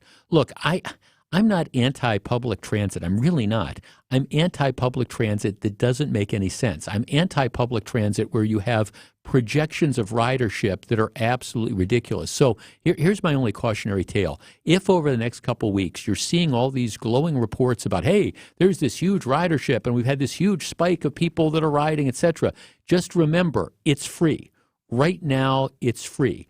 the numbers of riders that they projected on the hop were based on the fact that people would have to pay $1. Well, people don't have to pay. The city is subsidizing that because they know that if it wasn't free, if they charged even 50 cents, they know that the ridership, which is already strikingly low, would just plummet to next to nothing or close to next to nothing. So that's why they don't charge. So we're not going to know, I think, for at least the first 4 months as to whether or not there's even any sort of significant increase at all in this bus rapid transit line. But nevertheless, we have it. Enjoy the $55 million. Time will tell whether it's well spent. WTMJ Breaking News time is 1:31 p.m. And from the WTMJ Breaking News Center, here's Wyatt Barmore-Pooley. Thanks, Jeff. Milwaukee police have a man in custody for the killing of a 1-year-old girl. It happened over the weekend near 19th and Atkinson. Police say Zaire Nevels was inside a vehicle when she was shot during an argument between two adults. A 27-year-old man now in custody. Minor League Soccer might not be coming to Wisconsin anytime soon. The Journal-Sentinel reporting a proposal to provide state funds to help pay for a downtown Milwaukee stadium in the Iron District is dead. The Joint Finance Committee in the state legislature rejecting that proposal by Governor Evers. It would have brought just over $9 million for the stadium, which is estimated to cost $45 total million. And this coming just as Milwaukee Pro Soccer just a few weeks ago launching a contest to the public to vote on potential team names for the team if it ends up in the city. Packers Family Night will be held on Saturday, August 5th. The team says it'll be a full practice that night, followed by a fireworks show. The annual event at Lambeau Field will also air on our news partners at TMJ4 News. Tickets go on sale for that on June 29th. Now it's time for news about your money, the WTMJ Annex Wealth Management Market Update. And it looks like we're pretty much hovering close to even. The NASDAQ says it's in the green. It's up 0.09 points right now. The S&P up a similarly low 3 3/4 points. The Dow is down, though. The Dow is down 138. That is close to 0.5% down. Get on track with investment and retirement planning. Visit annexwealth.com and click the Get Started button today. Taking a look at your roads, it is your Johnson & Sons paving time saver traffic, and it looks like we do have a crash reported on the ramp from, it is 41 to 894 northbound to 94 westbound. It looks like it's right at the Zoo interchange. That is blocking the left lane. It doesn't look like it's causing any delays, but it's right at the Zoo interchange, so definitely something to watch out for. Also, 4394 southbound from downtown to Layton Avenue is backed up a little bit. It'll be about 4 extra minutes to get that far. It'll take you 11 minutes again from downtown to Layton Avenue. Traffic is sponsored by Wagner Compressor, ready to service any facility at pressureisoff.biz. Servicing world-class Wisconsin manufacturers for 9 decades. Contact Wagner Compressor at pressureisoff.biz. Wagner Compressor. Time for the WTMJ 5-day forecast. Mix of sun and clouds today. A slight chance of showers, a high of 77 at the lake. 85 degrees inland tonight. A slight chance of some showers. It'll be mostly cloudy with a low of 60. Tomorrow, chance of morning showers, but then partly sunny, a high of 70. Wednesday, mostly sunny skies, a high of 72. Mostly sunny skies continue on Thursday, a high of 73. And Friday, also mostly sunny, a high of 78. In Beaver Dam, it's 82. In Port Washington, it's 76. And right here in downtown Milwaukee, it is 77 degrees. I'm Wyatt Barmore-Pooley. Siding Unlimited, WTMJ News Time, 1:34. I'm Jeff Wagner. Coming up next, there's people that think that you're not paying enough for your utility costs. I'll tell you who they are and what they want you to do in just a minute. Don't go anywhere. Jeff Wagner is back right after this. Are you ready to amp up your life and rock a new career? Potawatomi Casino Hotel is holding a hiring jam session for the new Rock and Brews restaurant. Come meet your future team members in the Tailgate House at American Family Field on June 12th, 14th, and 15th. Here's the hook. There are on-the-spot job offers. Excellent! Choose from a variety of restaurant positions. It's time to rock and roll and build your new future. Apply today at careers.paysbig.com. Alleviate your pain, rejuvenate your life. So when you're in a pain spiral, will stem cells or bone marrow harvested from your body and then placed back into your body get you out of it?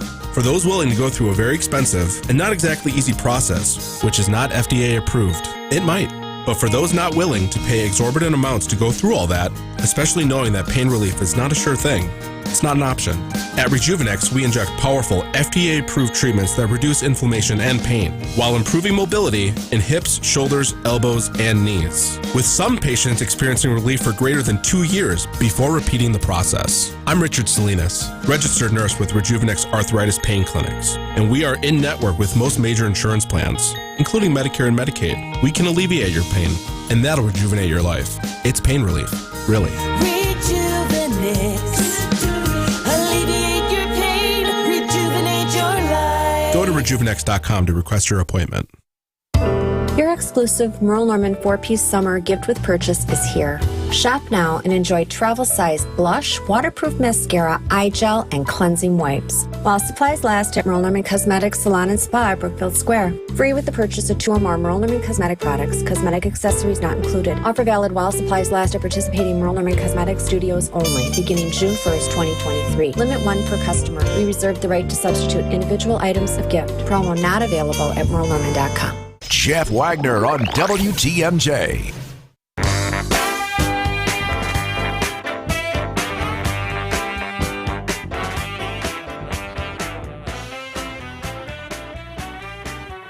We're talking a lot about spending our taxpayer dollars today. There's a story over the weekend. There's a very popular Nepalese restaurant in Thiensville. It's called the Cheel, and it was in an historic old building.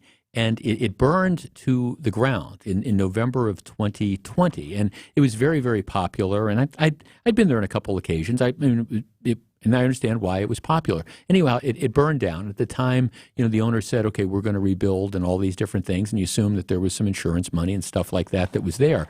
Well, it hasn't been completely rebuilt. But now apparently the announcement that came out just recently is the state taxpayers are giving a $250,000 community development investment grant that's going to go to the owners of the Cheel to help rebuild their restaurant. And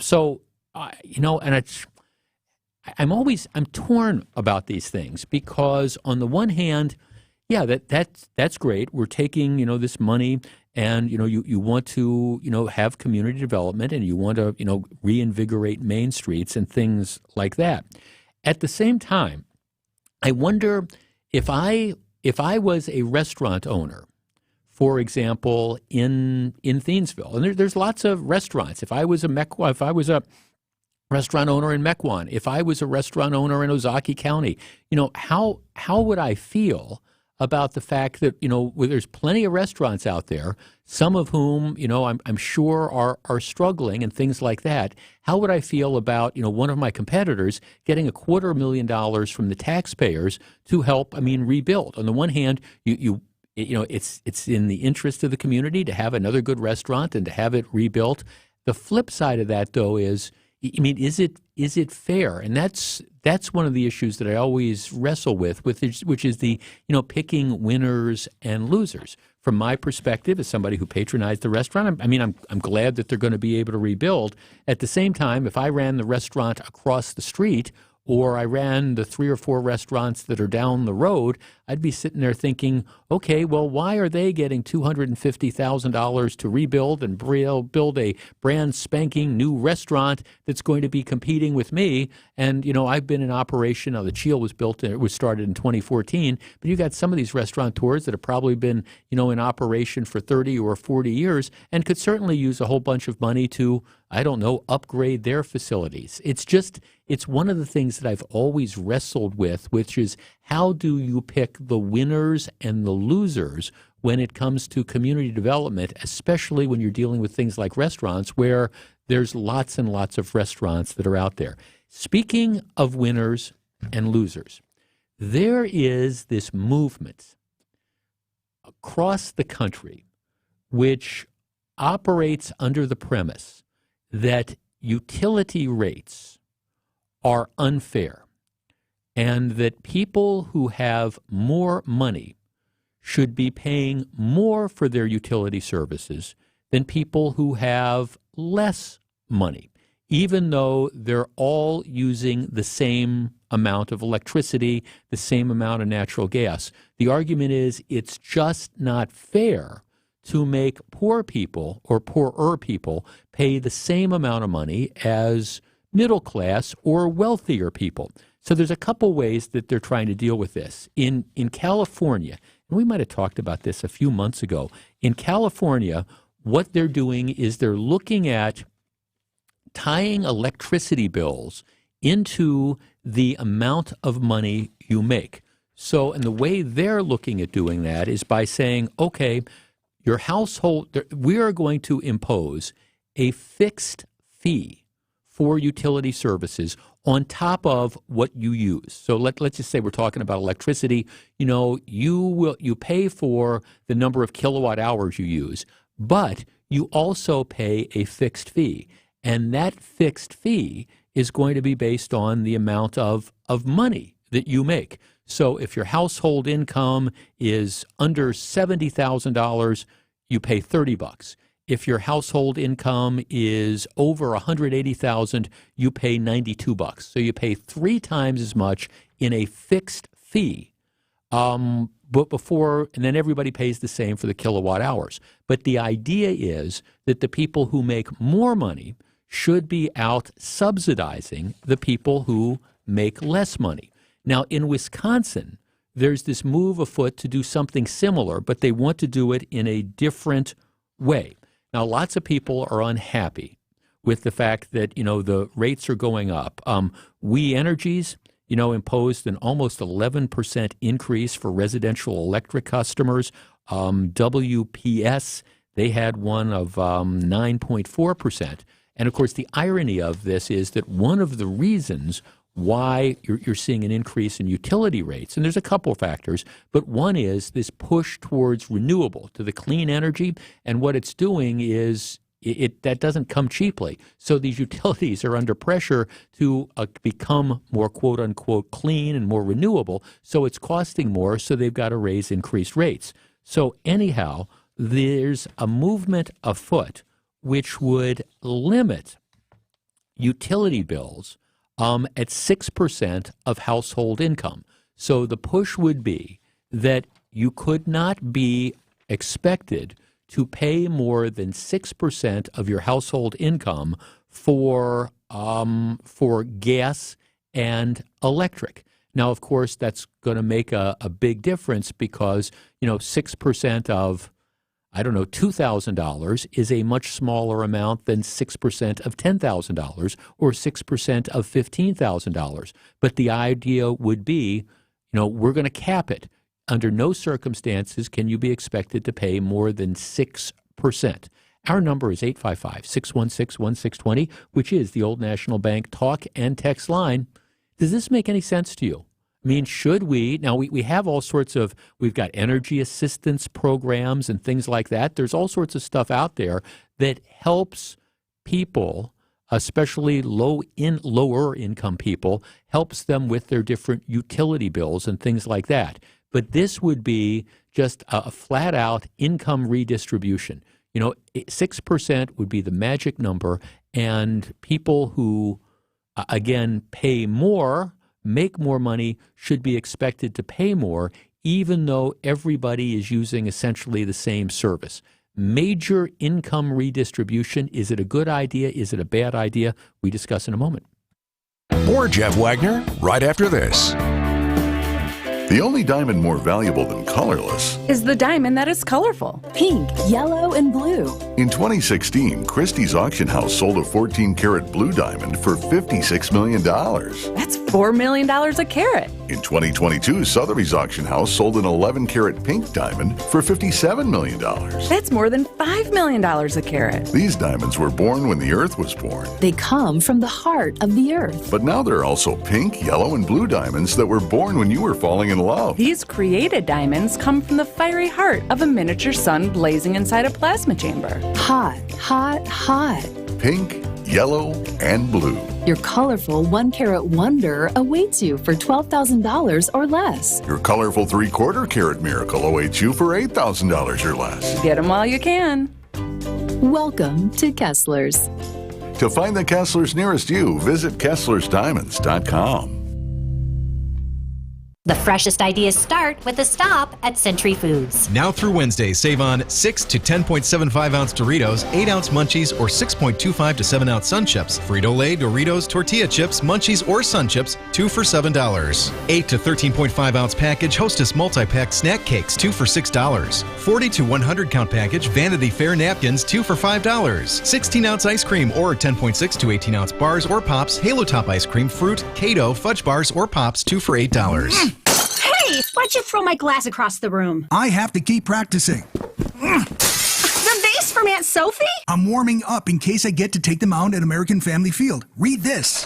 Win the ultimate baseball fan experience at Century Foods? You either get to throw out the first pitch, hold the finish line for the famous racing sausages, or be on the field during batting practice. My new TV! Just doing a little batting practice of my own. The ultimate baseball fan experience from Century Foods. Return the entry form found on the weekly ad to any Century by July 26th. Siding Unlimited, named the best window installers, not just here, but in the whole USA. Get the best. Siding Unlimited, 3-time winner as America's best window installer. For windows, you call Siding Unlimited first and directly. SidingUnlimited.com. A wiser way to build your wealth. A wiser way to build your wealth starts with choosing a financial planning firm that is fee only, because it means they work for you. Fee-only firms like Financial Strategies, Inc. don't work for a bank or brokerage firm or an insurance company or mutual fund company, because we don't want our decisions for your best interests compromised in any way. We work for you, and only in your best interest. And fee-only means the success we care about most is yours. Ask your advisor, are you 100% fee-only for 100% of your clients 100% of the time? If they answer no, get a second opinion. I'm Jim Cantrell with Financial Strategies, Inc., a fee-only, comprehensive financial planning firm. And I believe we can show you a wiser way to build your wealth. So go to FinancialStrategiesInc.com and schedule a no-cost consultation. Financial strategies, a wiser way to build your wealth. This is Jeff Wagner on WTMJ. See, there is an effort in this state to dramatically overturn what I believe is state law and overturn the way that we pay for utilities. One of my texters points out that Wisconsin law prohibits unjust discrimination in rates. In other words, you pay the same per kilowatt hour for electricity as your neighbor does. Utility customers, generally it's residential, commercial, and industrial. Customers in these categories follow a similar usage pattern, and the cost to serve them is similar. Just like a box of cereal costs the same for somebody making $350,000 a year as it does for somebody making $40,000 a year, the amount you are charged for electricity is the same. And I would argue that that is common sense and it is completely appropriate. And this idea that simply because you make less money, you should be capped at how much that you have to pay for utilities is silly. I mean, it's not like one of our texters makes the point that, hey, if I go through the McDonald's drive-through and, I have a certain income level, it's not like they're going to charge me more for my Big Mac than they charge somebody who makes less money, or vice versa. Let's talk to Chris in Cedarburg. Chris, you're on WTMJ. Good afternoon. Good afternoon, Jeff. I agree with you completely. It's you still there, Chris? Okay. Yes, I'm here. Okay, go ahead. I'm sorry. We got you. Go ahead. Okay. In the wintertime, we tape off the windows so there's not a draft to try and save money and all this stuff. And then, I've got friends who have assistants, and the temperature's like 90 degrees, and then the windows are open. Mm-hmm. You know what I mean? I mean, it's just like, right. It's just crazy. I mean, it's just, I think it should be fair and equal. What the cost is the cost, and I know there are some people may need some assistance, but to make people pay more, it's ridiculous. Well, it is, Chris. Thank you. Right. Well, no, thanks for. Well, this is it, and here's the idea.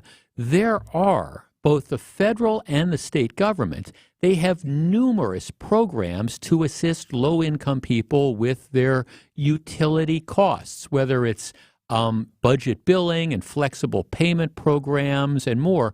There are millions of dollars every year that are available to this. So, I mean, my question would be, okay, if we're going to do this, all right, are we now going to eliminate all those different types of programs? Is that, and I don't think anybody's going to necessarily be talking about this. Moreover, the fact that this is so completely and totally arbitrary, getting to your point, Chris, so I'm using the exact same thing. We're using the exact same number of kilowatt hours or whatever for electricity, but simply because I'm at a certain income level, then I'm going to have to pay more for it. And what about the people that are just, again, slightly over that threshold, whatever the threshold is? Let's say, $28,000 is one of your cutoff points and $70,000 is another. It's another one of these things that creates a disincentive to make money. On top of all that, I mean, allow me to be a cynic. On top of all that, how are you going to reliably verify this? I mean, as a practical matter, what about people whose income changes? What about somebody who, I don't know, 1 year makes $85,000, putting them in a certain category, and then the next year they make $120,000, and then the year after that they go down and they're making $75,000. How do you break this all down? It seems to me it's a complete and total just a nightmare as far as trying to, work this all out. Jeff, kind of being behind the curtains, yet in front of our eyes, they're slowly redistributing wealth. When I get a mortgage on my new home, I'm going to pay $3,200 more in closing costs to finance or help finance for people who don't have credit or money down. Right, that's what's going on now under the Biden administration. This is all about, again, wealth redistribution. Now, if you want to talk about, okay, because utility costs are increasing, we need to figure out ways to provide more economic assistance to people, that's okay. But why is it that we would arbitrarily cap it at 6%? Plus, to the point that our last caller, Chris, was making, when it does come to conservation, what incentive is there? What incentive do I have, for example, to not turn my heat up to 82 in the winter and leave the windows open if I know that I'm not going to ever have to pay more than 6% of my income, regardless of how much I use? At least in the California system, and God forbid, I never thought I'd be saying this, at least in what they're proposing in California, you pay for the electricity you use. You just pay a different fixed cost based on income. Now, I don't like that either, but at least that creates a disincentive for people to just crank up the air conditioning during the summer or crank up the heat during the winter. This proposal, capping it at a percentage of your income, gives you no incentive at all to conserve. And circling back to where we were in the first place, I do think it's both interesting and ironic to ask, what is one of the major reasons driving the increase in utility costs? Well, it's because the government is putting all these pressure on utilities to, again, go to clean energy, whatever that is, figure out the renewables, invest more in solar, invest more in wind, which is very, very expensive and frankly doesn't give you anywhere near the return for your buck that you would if you were, using coal. And I'm not advocating using coal. I'm just saying the government creates this problem by contributing at least to the increase in costs and then turns around and say, okay, we've created this problem. Now we're going to expect those who are better off financially than others to end up paying for it. Your government at work. Back with more in just a minute. This is Jeff Wagner. Don't go anywhere. Jeff Wagner is back right after this. In our experience, throwing cheese on something automatically makes it better. It's Skyline time. But all the cheese in the world couldn't help with, whatever that is. Now the ball gets away. Yelich is streaking home. He is in.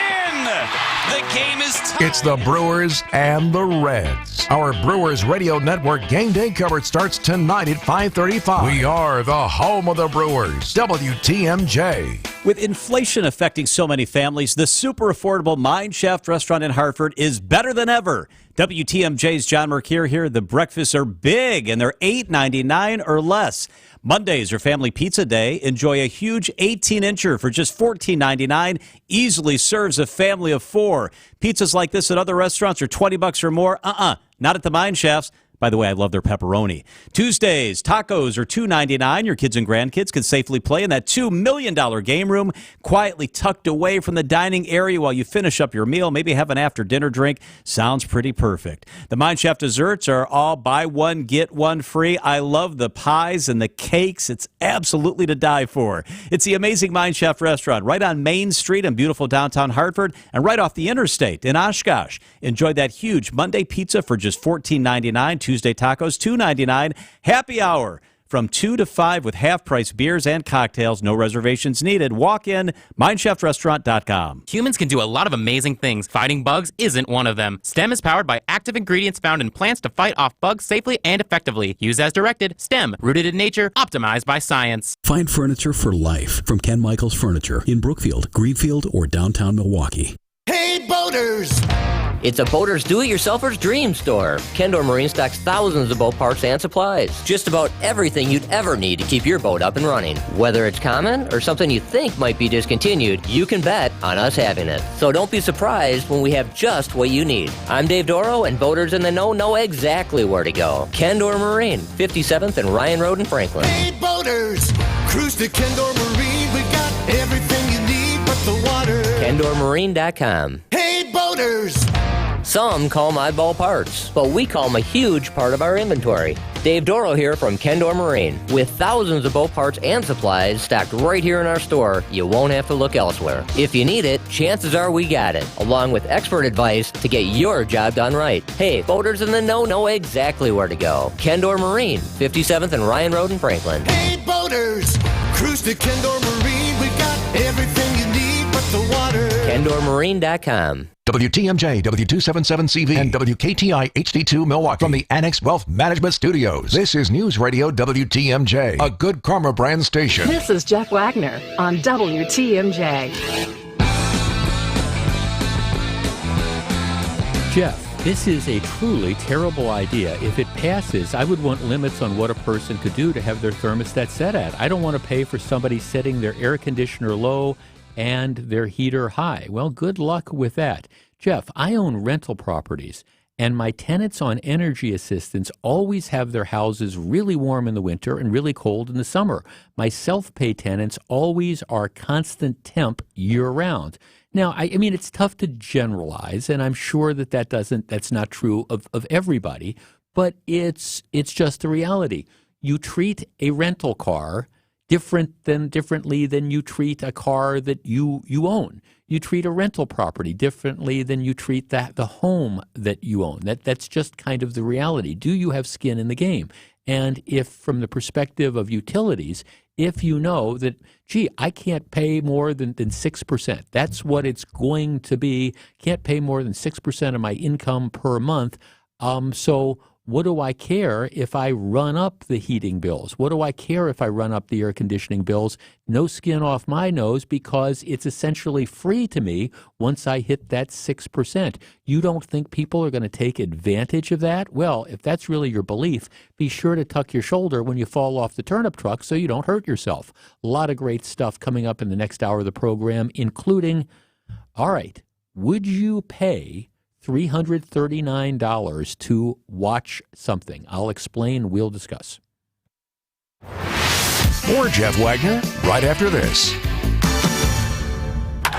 Get up, get out, get over here, go!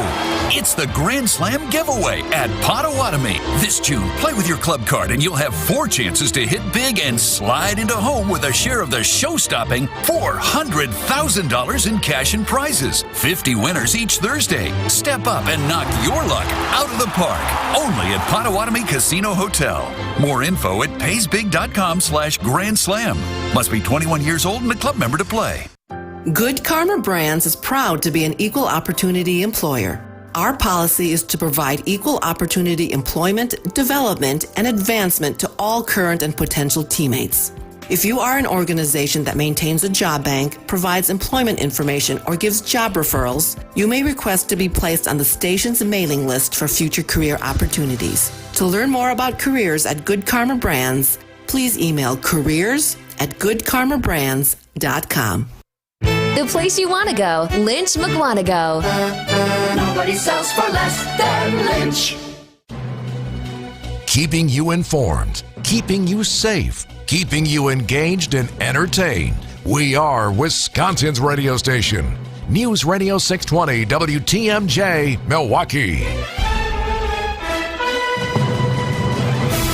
At 2 o'clock, it is 77 degrees. Today we will have a mix of sun and clouds, a slight chance of showers, and a high of 77 at the lake. 85 degrees inland. From the WTMJ Breaking News Center, I'm Wyatt Barmar-Pooley. The bus rapid transit line now in operation in Milwaukee. TMJ4's Elaine Rojas Castillo has more on Connect One. The new 9-mile east-west route will run from the Milwaukee Regional Medical Center in Wauwatosa to downtown and feature 11 electric buses, elevated bus stations, and new technology. Daytime buses will arrive every 10 minutes on weekdays and every 15 minutes on the weekends. Buses will arrive every 20 to 30 minutes during the evenings. MCTS leaders say the hope is that with its added resources, people consider this as a bus station rather than a bus stop. The bus line kicking off on Sunday, but today, city and county leaders holding a ribbon-cutting ceremony this morning. An update to a story we've been following here on WTMJ. Milwaukee police have a man in custody for the killing of a 1-year-old girl. The incident happened over the weekend near 19th and Atkinson. Police say Zaire Nevels was inside a vehicle when she was shot during an argument between two adults. It's a 27-year-old man that was arrested. A triple shooting at a Mount Pleasant convenience store Saturday night, according to TMJ4 News. Mount Pleasant police say 3 people were shot near 22nd and Meade. One of those people treated at a nearby hospital, and the other 2 treated at Freighter. All have serious injuries. Police are investigating that shooting as an attempted homicide. The Forest County Potawatomi community has purchased land near Oconomowoc from a local Boy Scouts council. Editor-in-chief of the Milwaukee Business Journal, Mark Cass. Real interesting move here. It's like 300 acres out west. No specific thing for it yet. In other areas of the community, they've done office parks, they've done other type of things, but they're really not saying. They've been upgrading the casino right here in Milwaukee. That land actually part of the Potawatomi's treaty homelands. It includes the Indian Mound Scout Reservation Camp. This is the Potawatomi's second recent purchase after buying 23 acres of land in Kenosha County in March. And Packers Family Night will be held on Saturday, August 5th. The team say it'll be a full practice that night, followed by a fireworks show. The annual event at Lambeau Field will also air on our news partners at TMJ4 News. Tickets will go on sale on June 29th. Sports, traffic, and weather coming up next. Siding Unlimited, WTMJ News Time, 2:02. Are you looking for the perfect restaurant for your next night out? Then make Aria, the acclaimed restaurant inside St. Kate, your next dinner destination. Specializing in artisanal American cuisine, Aria features carefully prepared seasonal entrees along with a robust selection of craft cocktails, wine, and local beer. Join them on Sundays for the restaurant's famous trademark chicken, served family style with sides like mashed potatoes, goat cheese biscuits, and more. Make your plans today to dine at Aria. Learn more and make reservations at aria@stkate.com. That's aria@stkate.com. It's David Nason for Current Electric. They've been providing 5-star electrical service for 40 years, striving to be southeastern Wisconsin's first choice in renewable energy.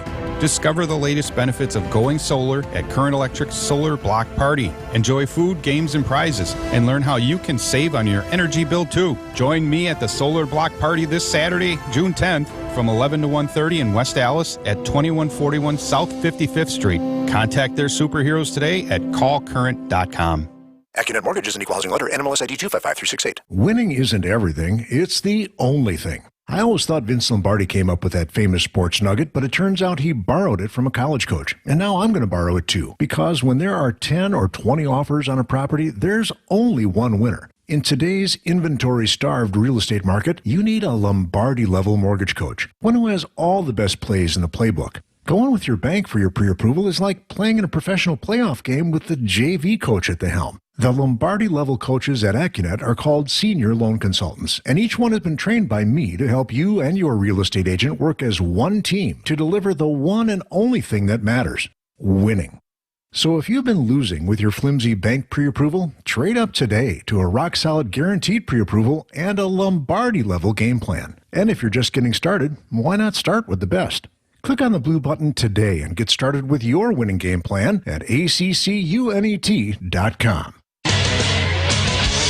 The Brewers go for a 4-game sweep of the Reds tonight in the final game of a 4-game series. Coverage gets underway at 5:30 on WTMJ. Brewers have won the first 3 games of the series and own a half-game lead over the Pirates for first place in the National League Central. 2024 College Football Hall of Fame ballot is out, and among the names on the list, former Wisconsin Badgers running back Monty Ball. And the NFL season begins for the Green Bay Packers 100 days from today in Chicago against the Bears. Packers begin Block 3 of organized team activities today in Green Bay. Greg Matzik, WTMJ Sports. Taking a look at your roads, it is your Johnson & Sons paving time saver. Traffic still seeing some trouble on 4394 southbound from downtown to Layton Avenue. It's still a 4-minute delay. It'll take you about 11 minutes. We've also got a couple incidents reported. A crash on the exit to Capitol Drive from from 4145 southbound. That is just coming in about 15 minutes ago. Definitely something to look out for if you're headed for Capitol Drive. Also, south of the Marquette interchange, we've got a disabled vehicle on 794 westbound, about a mile and a half beyond the ramp from Car Ferry Road. That is in the right lane right now, just happening a few minutes ago. Definitely something to keep an eye out for if you're headed for the Hohen Bridge. Traffic is sponsored by Miller Mobility, equipping seniors to remain living at home. Mention this ad and save 10% on stair lifts, scooters, lift chairs, bathroom safety, and more at Miller Mobility's Customer Appreciation Sale, June 9th and 10th. MillerMobility.com. Now time for the WTMJ 5-day forecast. Mix of sun and clouds today, a slight chance of showers and a high of 77. Tonight, that slight chance of showers remains. It'll be mostly cloudy with a low of 60 degrees. Tomorrow's going to have a slight chance of showers in the morning, but mostly partly sunny throughout the day. A high of 70. Wednesday, mostly sunny skies, a high of 72. And sunny skies will continue throughout Thursday and Friday, a high of 73 on Thursday, 78 on Friday. Right now in Madison, it is 82. In Green Bay, it's 81. In Waukesha, it's 83. And in Milwaukee, it is 76 degrees. I'm Wyatt Barmore-Pooley, citing Unlimited, WTMJ News Time, 2:07. Live from the Annex Wealth Management Studios at the Avenue, it's the Jeff Wagner Show. Now, here's WTMJ's Jeff Wagner. Wyatt Barmore-Pooley, I'm getting more cynical in my old age, and I try to fight that. But there was a story over the weekend. You know who Chuck Todd is, right? Of Meet the Press. Of Meet the Press. So Chuck Todd has announced that he's going to be stepping down as the moderator of Meet the Press in September. And, you know, he says, well, he's 50. Now, he's not 60, he's not 70, he's 50. He says that, you know, he's conscious of the fact that many leaders overstay their welcome, and he'd rather leave a little bit too soon than stay too long. Okay, you get that. He says, I've let work consume me for nearly 30 years. I can't remember the last time I didn't wake up before 5 or 6 a.m. I've watched too many friends and family let work consume them before it was too late. I promised my family I wouldn't do that. So that's what he says, all right? So, but of course, I do mention he's 50. He's not 60, he's not 65, he's 70, he's 50. So that's one thing. Hey, I just want to kind of dial back and all, right? That's one thing. The cynic in me, though, looks at something else. You know where Meet the Press falls in ratings among CBS and ABC and NBC? Would you like to guess? I would have to guess number 3. It guess number 3, absolutely. Meet the Press, which was kind of like it was sort of the gold standard when Tim Russert was the moderator of that. And Tim Russert passed away in 2008, and then David Gregory took over till 2014, and then Chuck Todd's done it since 2014. And the ratings have been slipping and slipping and slipping. And yes, Meet the Press right now is in a constant third behind CBS's Face the Nation and ABC's This Week, you know, the George Stephanopoulos thing. It might be a situation where it benefits both of them. They get the refresh, maybe a ratings boost, and Chuck Todd, if he's serious, gets to spend time with his family, which would be great for him. Yes. See, and that's the refreshing thing, because you are not as cynical as I am. My point is that if this was number 1 in the ratings instead of number 3, my guess is Chuck Todd would have wanted to stay a little bit longer, and NBC would have done everything they could to keep him to stay a little bit longer. But when you're number 3 in the ratings out of 3, it's easier to kind of say, okay, time for us to go refresh yourself. Go hang out with your family at the age of 50. Not that there is anything wrong with that. No, it's a cleaner exit than some of the other high-profile exits recently. Well, that's true, right? It's very good point. It's not Tucker Carlson. You're exactly right. It's not that and lawsuits. And my guess is this is something that was worked out mutually beneficially, and he's going to stay at NBC. And my guess is there'll probably be some quiet payments and things like that. But it's one of these interests where I'm sure NBC was ready for him to move on, and I appreciate the fact that he's willing to move on gracefully. You got to love that. Yeah, it seems like it's going to. Hopefully, it works out for both of them, and everybody gets what they want. But unless you're a fan of CBS's Face the Nation or This Week, in which case you want to see Meet the Press continue to tank. Yeah, so it's always those different considerations. Okay, tomorrow is the day.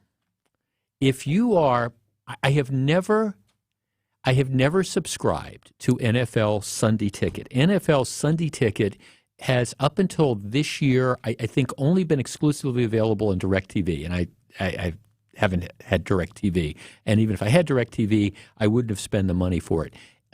Sunday Ticket is the NFL product that allows you to watch out-of-market games. So, in other words, if you live in Milwaukee, Wisconsin, and you are a fan of the Buffalo Bills, and the Buffalo Bill game isn't a national game and it's not being carried on local television because there are only so many games that you can carry at any given time, Direct Ticket allows you to watch the Buffalo Bills play the New England Patriots or whatever. You can watch all those games, or almost all of them, if they're not on national TV.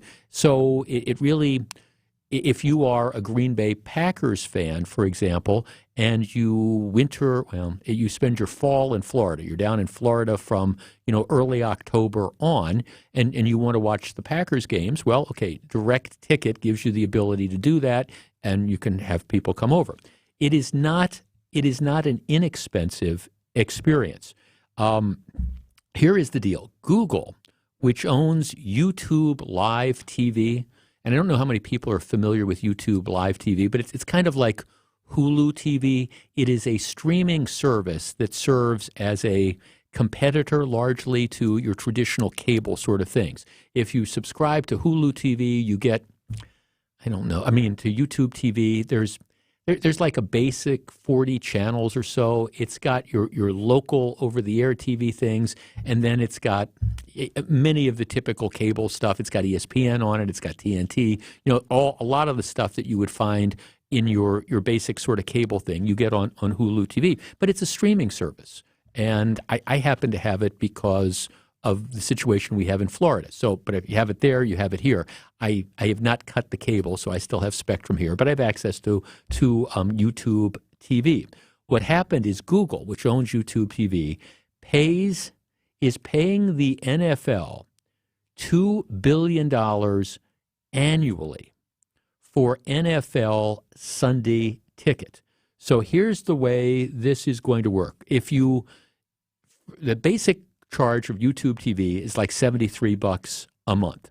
Okay, if you are a subscriber to YouTube TV and you do this before tomorrow, June 6th, you can get NFL Sunday Ticket for $249. After tomorrow, after June 6th, it goes up to $349. $349, and then if you are not a YouTube TV subscriber, you can still get it, but that goes up to $449 after tomorrow. So tomorrow is kind of like this drop-dead date if you want to get a substantial savings on this. So there's a lot of people out there who I'm sure looked at this and said, is this worth it to me, et cetera, and then ended up, now it's really kind of crunch time, because if you're thinking about making this purchase, I'd like to have this Sunday Ticket. You've really, and you wait till after tomorrow, you're going to cost yourself a third more. You're going to cost yourself an extra $100. Our number is 855-616-1620. That is the Old National Bank talk and text line. I never tell people how to spend their money. And I remember when, like I said, I've never had this Sunday Ticket. I'm a fan of football. Don't get me wrong. I like it. But I'm primarily a Packers fan. And the fact that I have access to other than all the national games and the games that are going to be on local TV, I've never felt a desire to have to go out and buy this Sunday ticket, especially since I live in an area where I can get the Packers games over the air. And it's really been tough for me to justify saying, okay, if I act before tomorrow, it's going to cost me $250. If I act after tomorrow, it's going to be $350 or $450 or whatever this is. It's tough for me to justify that expense. Now, Google charges this, YouTube TV charges this, because they're paying the NFL $2 billion a year. All right. Will there be people that buy this? Will there be enough people that spend this kind of money to watch the out-of-market games so that Google doesn't lose its shirt? How much interest does there continue to exist in out-of-market games for the NFL? 855-616-1620. We discuss in a moment. Jeff Wagner is back right after this on WTMJ. Hey, I'm John Mercure. And I'm Sandy Maggs. Great news for fans of Wisconsin's afternoon news. You can now hear every episode of the show across the podcast universe. That's right. You'll never have to miss a single interview, story, or fun conversation. It's $500 million in tax money in Illinois. They do not care about that. Robin Voss has said this will not be an economic argument. I don't care if we literally get $1 trillion. Find us on Apple Podcasts, Spotify, or wherever you get your podcasts. Presented by Geis Garage Doors. Don't think twice. Call Geis. This is WTMJ's Jeff Wagner here to tell you about Built Right Furniture's Memorial Day mattress sale, which has been extended through this Saturday. You can shop the most unique selection with over 60 models and 500 mattresses in stock. Look, Built Right always saves you money. Don't make a mistake by ordering online or from an employee-free store. With Built Right's legitimate sale prices, you will get an exceptional value and you'll get a great night's sleep. Built Right does the research for you, and their team will help take the time to help fit you. Built Right specializes in flippable two-sided mattresses and heavy-duty mattresses that hold up to 600 pounds. Plus, they offer free delivery on mattress-only purchases of $5.99 or more, and they'll remove your old mattress as well. Select model sets include a free mattress pad or a heavy-duty bed frame. Look, Built Right was voted the best place to shop, and they're the winner of the Home Furnishings Association's 2023 National Retailer of the Year Award. Open Monday through Saturday, 10 a.m. to 6 p.m. Sunday they're closed to be with family. When you get there, do me a favor, do yourself a favor too, because they love to hear this. Tell them WTMJ's Jeff Wagner sent you to locally and family-owned Built Right, 5430 West Layton Avenue in Greenfield. Alleviate your pain, rejuvenate your life. Your pain is likely due to a wear and tear process called osteoarthritis. Now, when you combine that with being a little overweight or not being as active as you'd like to be, you get into a downward pain spiral. At Rejuvenex, we control pain by precisely targeting and treating the areas where your pain lives, like shoulders, hips, elbows, and knees. With our powerful FDA-approved treatments that cushion and lubricate the affected areas to deliver long-lasting pain relief. Now, like maintenance on a car, to maintain your relief, our team of physicians will follow up with you roughly every 6 to 18 months. My name is Richard Salinas, registered nurse with Rejuvenex Arthritis Pain Clinics. Rejuvenex is in-network with most major insurance plans, including Medicare and Medicaid. We can alleviate your pain, and that'll rejuvenate your life. It's pain relief. Really. Rejuvenex. Alleviate your pain, rejuvenate your life. Go to rejuvenex.com to request your appointment. Jeff Wagner on WTMJ. 855-616-1620. That is the Old National Bank talk and text line. I remember when YouTube TV first announced this new pricing package that they had with NFL Sunday Ticket. I remember thinking, that's interesting. I've got YouTube TV, so this, unlike before, I could never get Sunday Ticket because I didn't have DirecTV. But okay, I've got YouTube TV, so I'm already a subscriber. I'm going to continue that. So, all right, it's easier to do this. All I have to do is go to the YouTube TV account, click a couple buttons, and mysteriously, my credit card's going to get charged whatever it was. And I remember when this was first announced, and they said, well, $249 for subscribers. And I thought, that's a crazy amount of money, but I don't know, maybe would I use that? If my wife is listening, she wants to find out how this is coming down. And then I thought, well, okay, I'm going to put this discussion aside because I don't have to decide right now. Well, now if you're a YouTube TV subscriber, you do have to decide because after tomorrow, June 6th, if you want this same package, you want this NFL, Sunday ticket package, you have to. It's going to cost you $100 more. So if you're like me and you've been at least considering it, now it's at the point where, well, I mean, I'm not going to just throw away $100. But I will tell you, I'm just as conflicted as I was whenever they announced this a couple months ago. As I sit here today, I'm still just as conflicted because I wrestle with this idea of would I really use it? Look, I'm a huge Packers fan, like I said, and if I was not living in southeastern Wisconsin, if I wasn't here for the fall, well, I guess I would seriously consider that because on Sundays I want to be able to watch the Packers game, and I don't want to be shut out if they're not being shown on the national market. So if I was living out a market, yes, I would do it. But for somebody like me who is a Packers fan, I like football, I like the different football games, but where my rooting interest is Green Bay, would I shell out an extra $250 or $350 or $450 just for the ability to watch other NFL games? It seems to me it doesn't make any sense, or at least maybe I'm just not that big a fan. The big games that you're going to want to watch are probably going to be on national TV. Now, again, if I'm a Cleveland Browns fan, and I have some of my teammates here who I know are, you're a Cleveland Browns fan, and you want to watch Cleveland Browns football, and you're living in Milwaukee, Wisconsin. Well, maybe it's worth that extra $20 a week to do that. But for me, no. Jeff, I'm a diehard Cowboys fan, and they're on plenty. There's no way in a heck, though, I would spend that kind of money to watch non-nationally televised games. There's plenty of updates, and for me, that's enough. Another texter, Jeff, there's no way I would do this. I won't even pay $20 a month to watch the Brewers. Yeah, that's one of the points that a couple of our texters are making. They say, look, Bally Sports is $20 a month or $240 a year just for your local Major League Baseball or NBA team. So the NFL Sunday ticket is at least all the games. The difference, though, is that for the Bally Sports app, for example, you're watching your favorite team. You're a Brewers fan. You're a Bucks fan.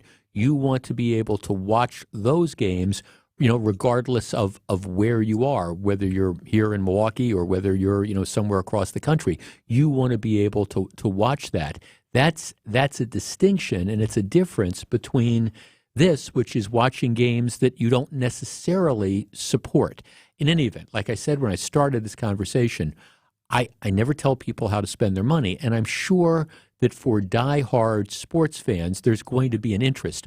For me, I continue, my instinct is, given how I watch television and given the fact that, I really care, when the Los Angeles Chargers play the Las Vegas Raiders, do I really care about watching that game at 3 o'clock or 3:30 on a Sunday as opposed to some other game?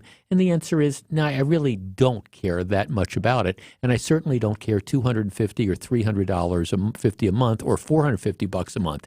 If you do, go with God, that's great. But you should know that this is, again, if you don't act by tomorrow, you're going to be paying $100 on top of what you could do by paying today. So keep it in mind, make your decision, and then act accordingly. Me, I think I'm going to save that $250. I think there's other things that I'd like to spend it on. Back with more in just a minute. This is Jeff Wagner, WTMJ. Stick around. Jeff Wagner is right around the corner.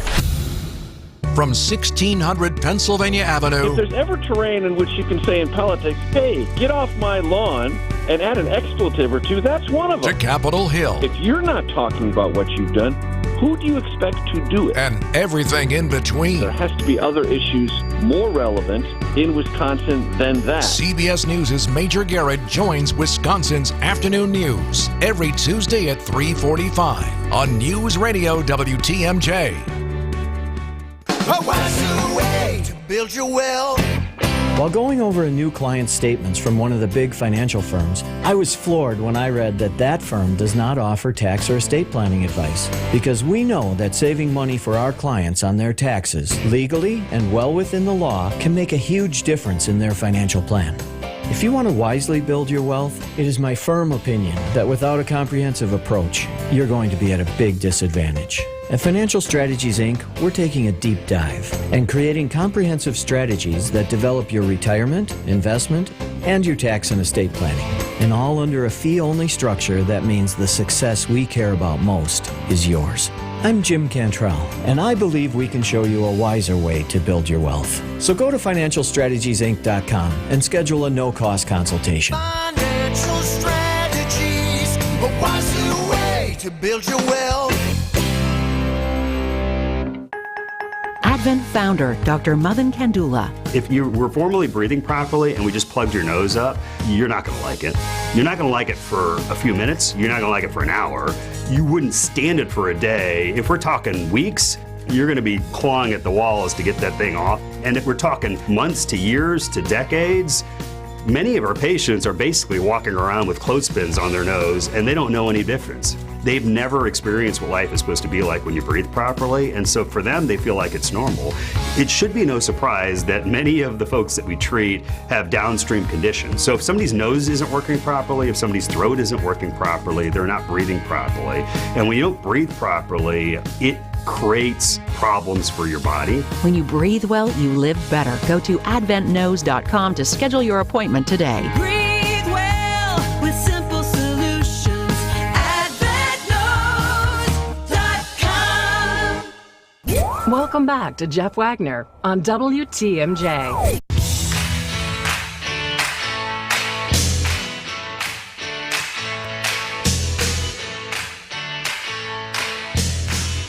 Over the weekend, my producer Charlie had the ability, even though we were not working together, had the ability to make me feel old. Because here's the story. He was producing Wisconsin, the Sunday morning news program with my friend Libby Collins, and I happened to have it on. I was listening on Sunday mornings, I play golf with some friends of mine at a public golf course in Saukville, Hawthorne Hills. We've been doing that since...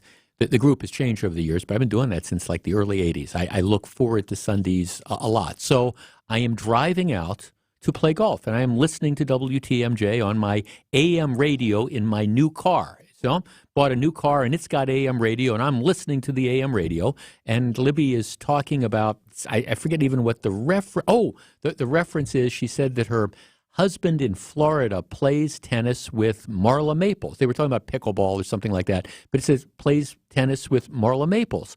And then there's this pause, and she says, Charlie, do you know who Marla Maples is? And my producer, Charlie, draws a complete and total blank. No, not at all. And it's kind of a generational thing because, I don't know. Charlie, what do you think? What percentage of the people listening to us now do you think know who Marla Maples is? What percentage? I would say 60%. 60, yeah, maybe. And in fairness, the only reason 60% might know is because Marla Maples is the second wife of Donald Trump. And of course, so people know stuff about Trump. If Donald Trump had not been elected president in 2016 and hadn't been in the news constantly since 2015, my guess is there's a lot of people who wouldn't have known who Marla Maples was, just, because they wouldn't have been as focused on Trump. But yes, you're right. Marla Maples is the ex-wife, the second wife. There was Ivana, and then there was Marla Maples, and now there's Melania. Who were there. So it was the second one. But I'm sitting there and I'm listening to this. I'm thinking, man, there's this entire generation or multiple generations out there who this is maybe it's just a part of pop culture or whatever. But yeah, Marla Maples back in the news. Hey, speaking of the news, if something happens and it doesn't get written about, is it still happening? I ask this question because a couple of the national papers are reporting something that is going on at the newspaper chain that owns the local paper. Gannett, which is the country's largest newspaper chain, apparently, here's the story, hundreds of staffers at Gannett newspapers are protesting their company's leadership and job cuts. And apparently, well, this is the way the Washington Post reports it, journalists for the largest newspaper chain in the country are going to walk off the job this week in a series of strikes staged in part to protest the leadership of the company's chief executive. Hundreds of staffers for 24 Gannett newspapers, including the Arizona Republic, the Austin American-Statesman, and the Palm Beach Post, say they will not report to work for a day or two starting Monday, forfeiting pay and foregoing assignments ranging from city council meetings to high school sports championship games. At some papers, the strikes begin Tuesday. Their aim is to call attention to budget cuts and to put pressure on shareholders who want to take up the issue of executive pay at a meeting. I don't see anything that says whether or not this kind of walkout is going to affect any of the Wisconsin-based Gannett newspapers. Nothing's been listed there, but it is interesting because you have an industry which is clearly in turmoil, an industry where fewer and fewer people are paying for hard copies of newspapers, an industry where it has been just relentless cost cutting, which means like relentless layoffs, at least across the industry for years and years with no signs of that stopping. And now you have reporters who are, going on strike, or at least a temporary strike, job actions in order to call attention to it. Is it going to make a difference? Probably not. But it is something that's going on. Is it going to happen here in Milwaukee? Haven't seen anything that suggests it, but it is happening at Gannett newspapers all across the country. WTMJ Breaking News Time is 2:31 p.m. And from the WTMJ Breaking News Center, here's Wyatt Barmore-Pooley. Thanks, Jeff. Milwaukee police have a man in custody for the killing of a 1-year-old girl over the weekend. It happened near 19th and Atkinson. Police say Zaire Nevels was inside a vehicle when she was shot during an argument between two adults. It's a 27-year-old man that was arrested. A plan being considered by the Arrowhead School Board would prohibit what they're calling, quote, divisive propaganda at Arrowhead High School. The Journal-Sentinel reporting that measure will be discussed by the District Board Policy Committee on Thursday. It would ban flags, signs, stickers, and other items denoting a division of race, ideology, sexual orientation, or gender from being displayed on school grounds. The officials there saying they're trying to make a more equal space at the school. Other districts have implemented similar policies, including Waukesha, Kettle Moraine, and the Muskego Norway School Board. Milwaukee Bucks superstar Giannis Antetokounmpo has launched a business with his three brothers, according to the Journal-Sentinel. Ante Inc. will have a presence in both the U.S. and Greece, where Giannis and his brothers were born and raised. It's supposed to serve as the central locations for all opportunities on behalf of the Antetokounmpo family. That's going to include partnerships with Ready and Nike, investments in sport franchises like the Brewers, and social organizations that Giannis's family works with. Time for news about your money. It is the WTMJ Annex Wealth Management Market Update. And it's all three in the red right now, the Dow, S&P 500, and NASDAQ. It's a better time for the S&P and NASDAQ. NASDAQ down just 6 points. The S&P down a little over 7 points. The Dow is the worst offender right now, down 170 points. That's just a little bit over 0.5% down. Get on track with investment and retirement planning. Visit annexwealth.com. You can click the Get Started button today. Taking a look at your roads with your Johnson & Sons paving time saver traffic, and it looks like we're still seeing slowdowns on 4394 southbound downtown to Layton Avenue. Not getting better. It'll take you about 12 minutes. That is a 5-minute delay. It looks like it's worse between Lapham Boulevard and Lincoln Avenue.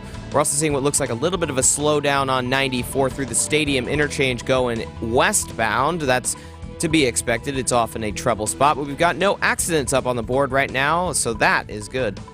I'm Brett Matchke, and you're due for service. Richlawns Tire and Service Centers. 5 locations and all easy to find. Visit richlawns.com when you're due for service. Time for the WTMJ 5-day forecast. A mix of sun and clouds today, a slight chance of showers, a high of 77. Tonight, slight chance of showers will continue, mostly cloudy with a low of 60. Chance of showers continuing into tomorrow morning, but it will be partly sunny throughout the day with a high of 70. Wednesday, mostly sunny, a high of 72, and those sunny skies will continue for the rest of the week. Thursday, mostly sunny, a high of 73. Friday, much the same, a high of 78.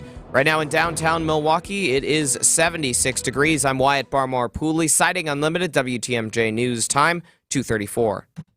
One of our texters says, Jeff, do you know why that Google is paying $2 billion to the NFL every year for the Sunday ticket games? And makes a pretty good point. He said, here's why they're doing it. 2 things. 1, sports gambling, and 2, fantasy football.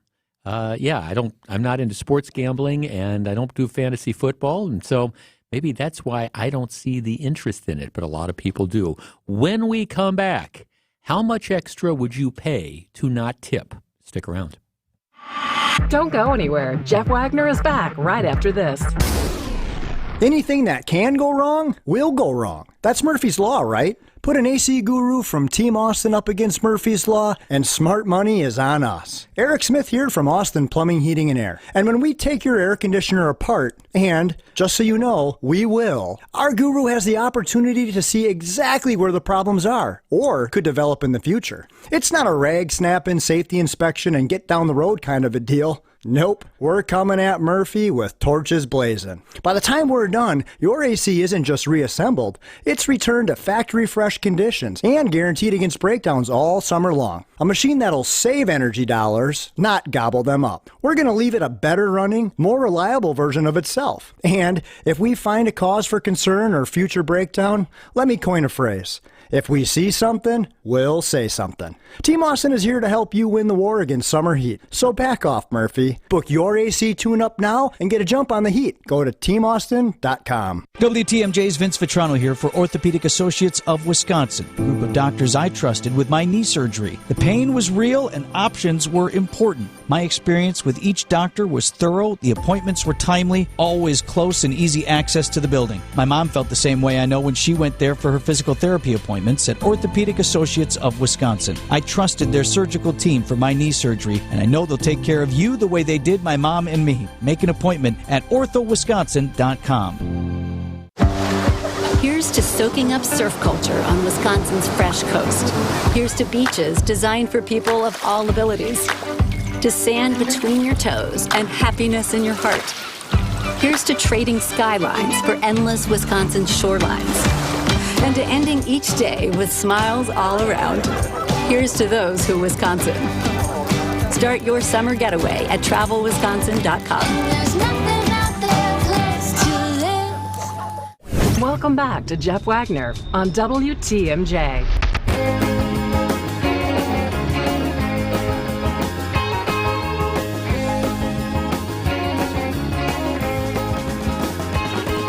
We started off this program talking about that horrible story from Saturday night where the almost 2-year-old girl was shot, 19th and Atkinson around 8 p.m. Saturday. The 27-year-old believed to have been involved in that has now been arrested. He was arrested during like a high-risk traffic stop that they made in Kenosha on yesterday afternoon. The girl was inside a vehicle and was shot during an argument between what they describe as known adults. The guy is in custody. They have not formally issued charges yet, although I would expect that would be forthcoming, if not today, probably by tomorrow, and we'll know a lot more about it. I think there's lots of speculation that the person involved in the shooting was no stranger necessarily to the criminal justice system, and my guess is that's going to turn out to be true, but it doesn't bring the 2-year-old back to life.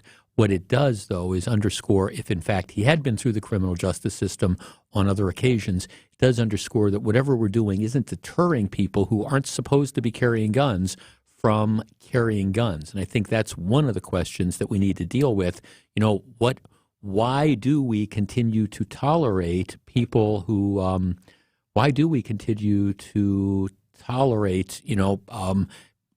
so much people who aren't allowed to carry guns carrying guns? All right. We have talked a couple times on this program about the fact that I think for a lot of us nowadays, we're hitting kind of a wall. It's tipping fatigue.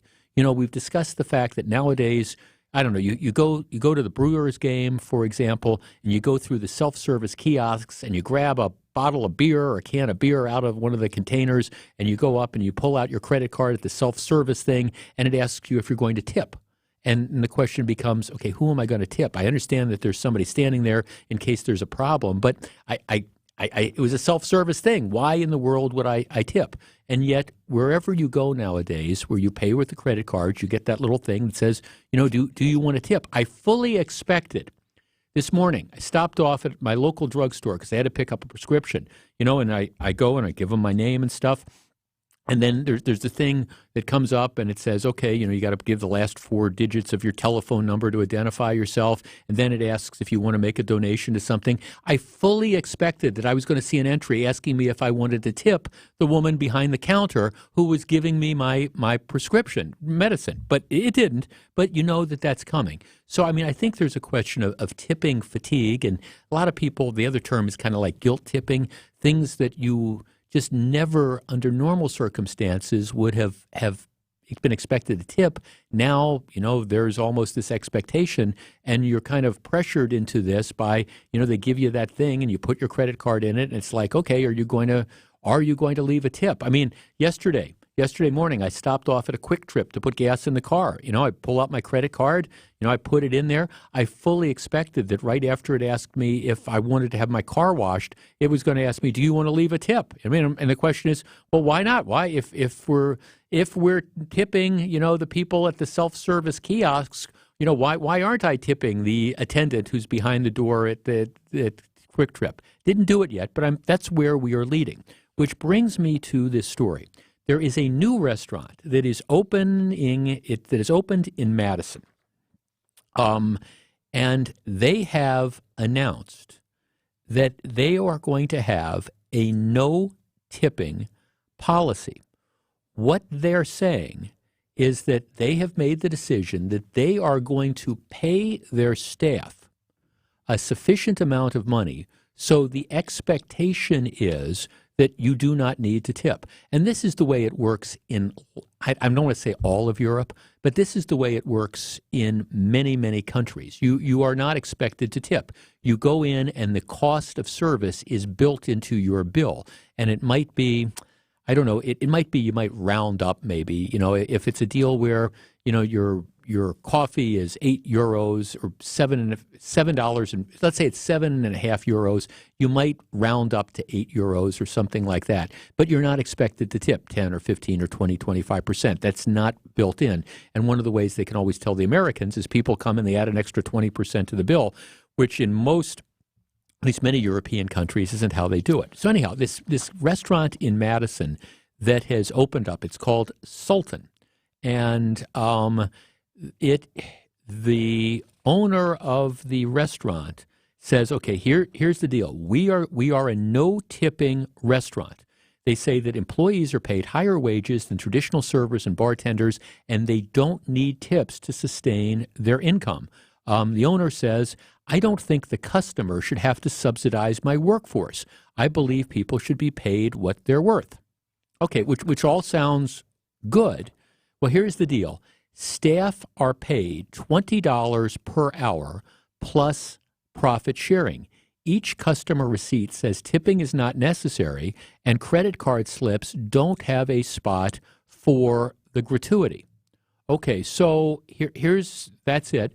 They say the behind the scenes person, the back of the house people, the people that are the dishwashers and the cooks and stuff, they love it. The people who are the servers aren't necessarily as thrilled about it because in many cases they can make more than $20 per hour. But that's his policy.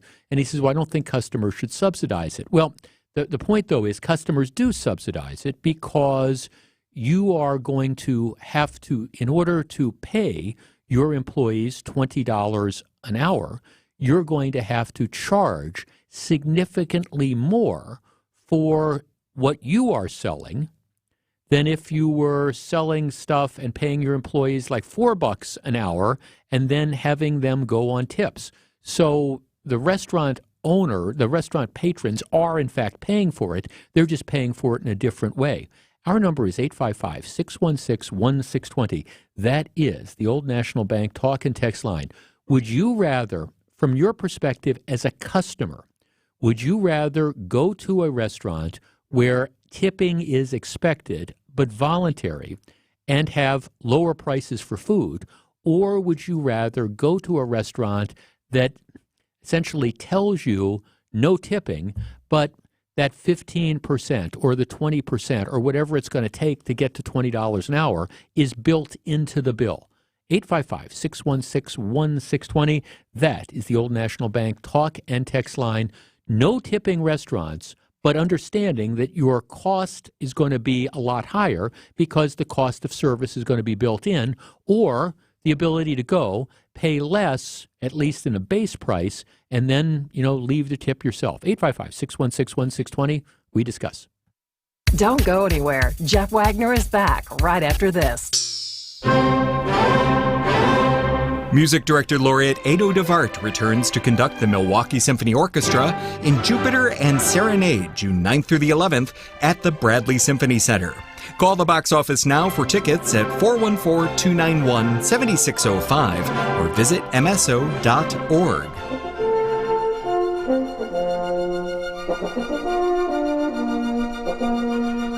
MSO Principal Horn Matthew Annan will be the soloist in the beautiful Song-like Horn Concerto No. 1 by Richard Strauss.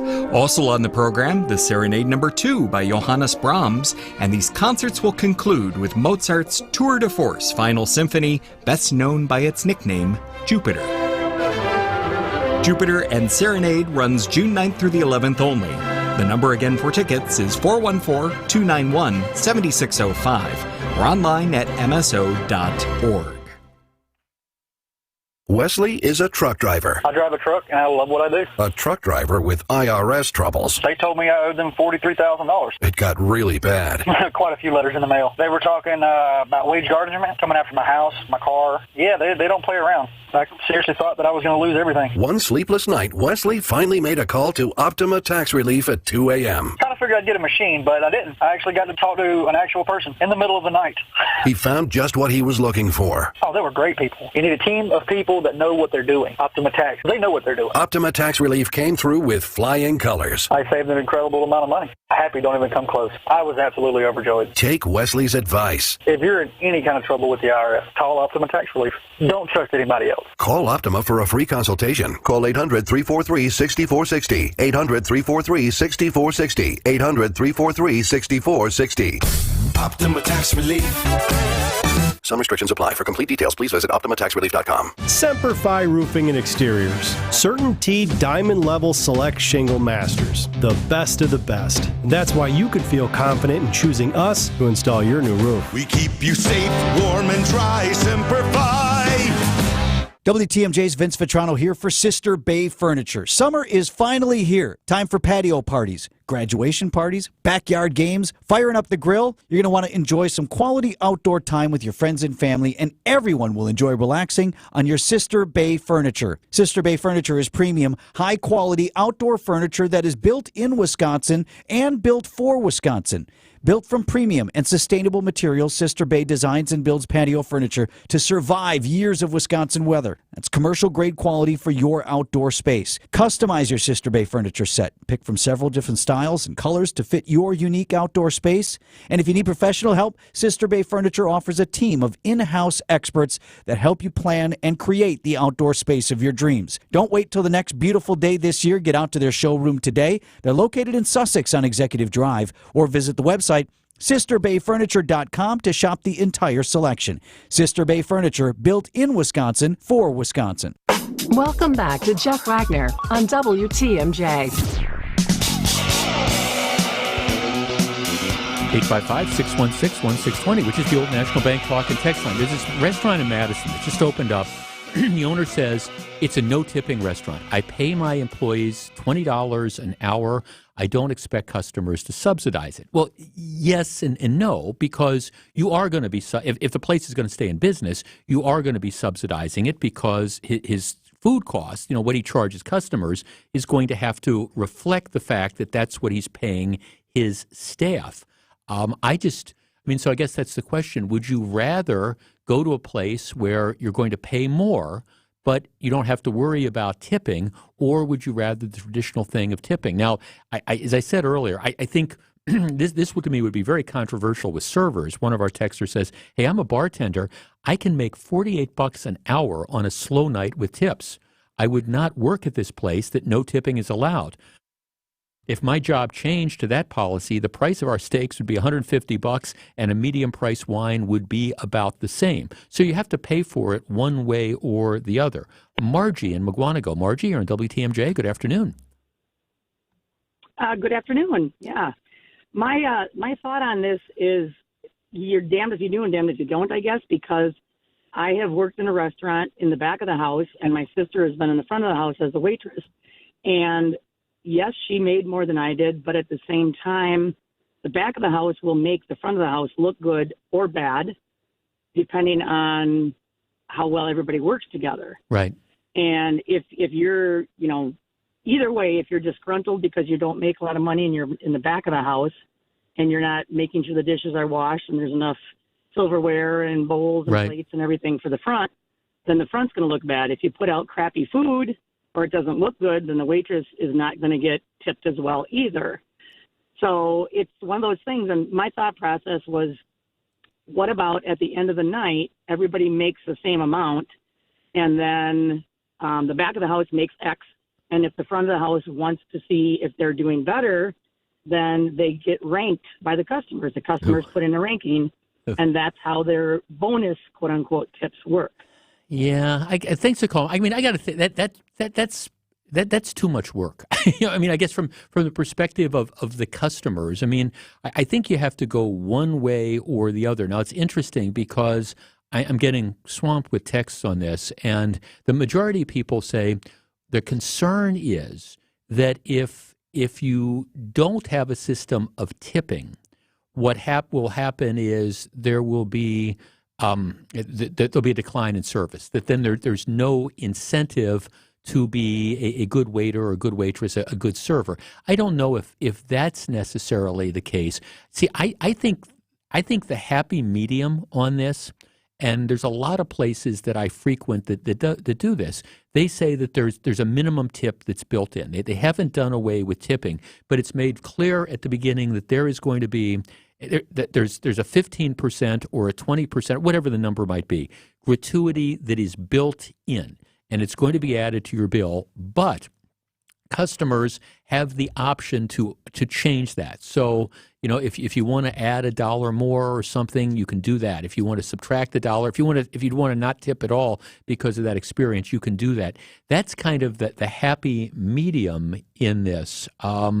Jeff, I personally think not only tip but also tax should be rolled into the price on the menu, so I know what the bottom line of all this is. Another texter says, I'd rather pay one price for quality food and service rather than tipping. Employees deserve to be paid a decent wage no matter what the job is. You don't get tipped for the quality of your radio commentary. Yeah, that's the point I made before. People don't come up to me when I'm broadcasting at State Fair and say, Jeff, we've been listening to the program for 25 years. We think you are the greatest thing since canned beer. Here's $10. No, I don't get tipped for that kind of stuff, and that's okay. I don't expect to be tipped for that kind of stuff. What my friends and employers at Good Karma do, they put money in my checking account every twice a month, and I'm very, very glad to have that done. It's I think this is it's something that we are still wrestling with, and what this owner is doing, I think, is responding to the notion that there is kind of tipping fatigue that's out there. I still believe, though, that in your basic the areas where people have traditionally tipped, I think most servers, at least, are better off. I guess it might depend on, in the majority of cases. Maybe it varies from restaurant to restaurant, but in the majority of cases, most of the people I know who have worked in the service industry would tell you that they would much rather have a smaller, base wage and be allowed to take their tips because they end up making a lot more money that way. For me, I don't really care that much one way or the other as long as the policy is disclosed. But be aware that if you go to this particular restaurant in Madison and you see sticker shock looking at the menu prices, well, that's because it's just another way of paying the staff, one way or the other, whether it's tipping or not. If you're going to get quality people, you've got to assure that they make a certain level of money. When we come back, let's find out what John McCure has on his mind on Wisconsin's Afternoon News. Don't go anywhere. Jeff Wagner is back right after this on WTMJ.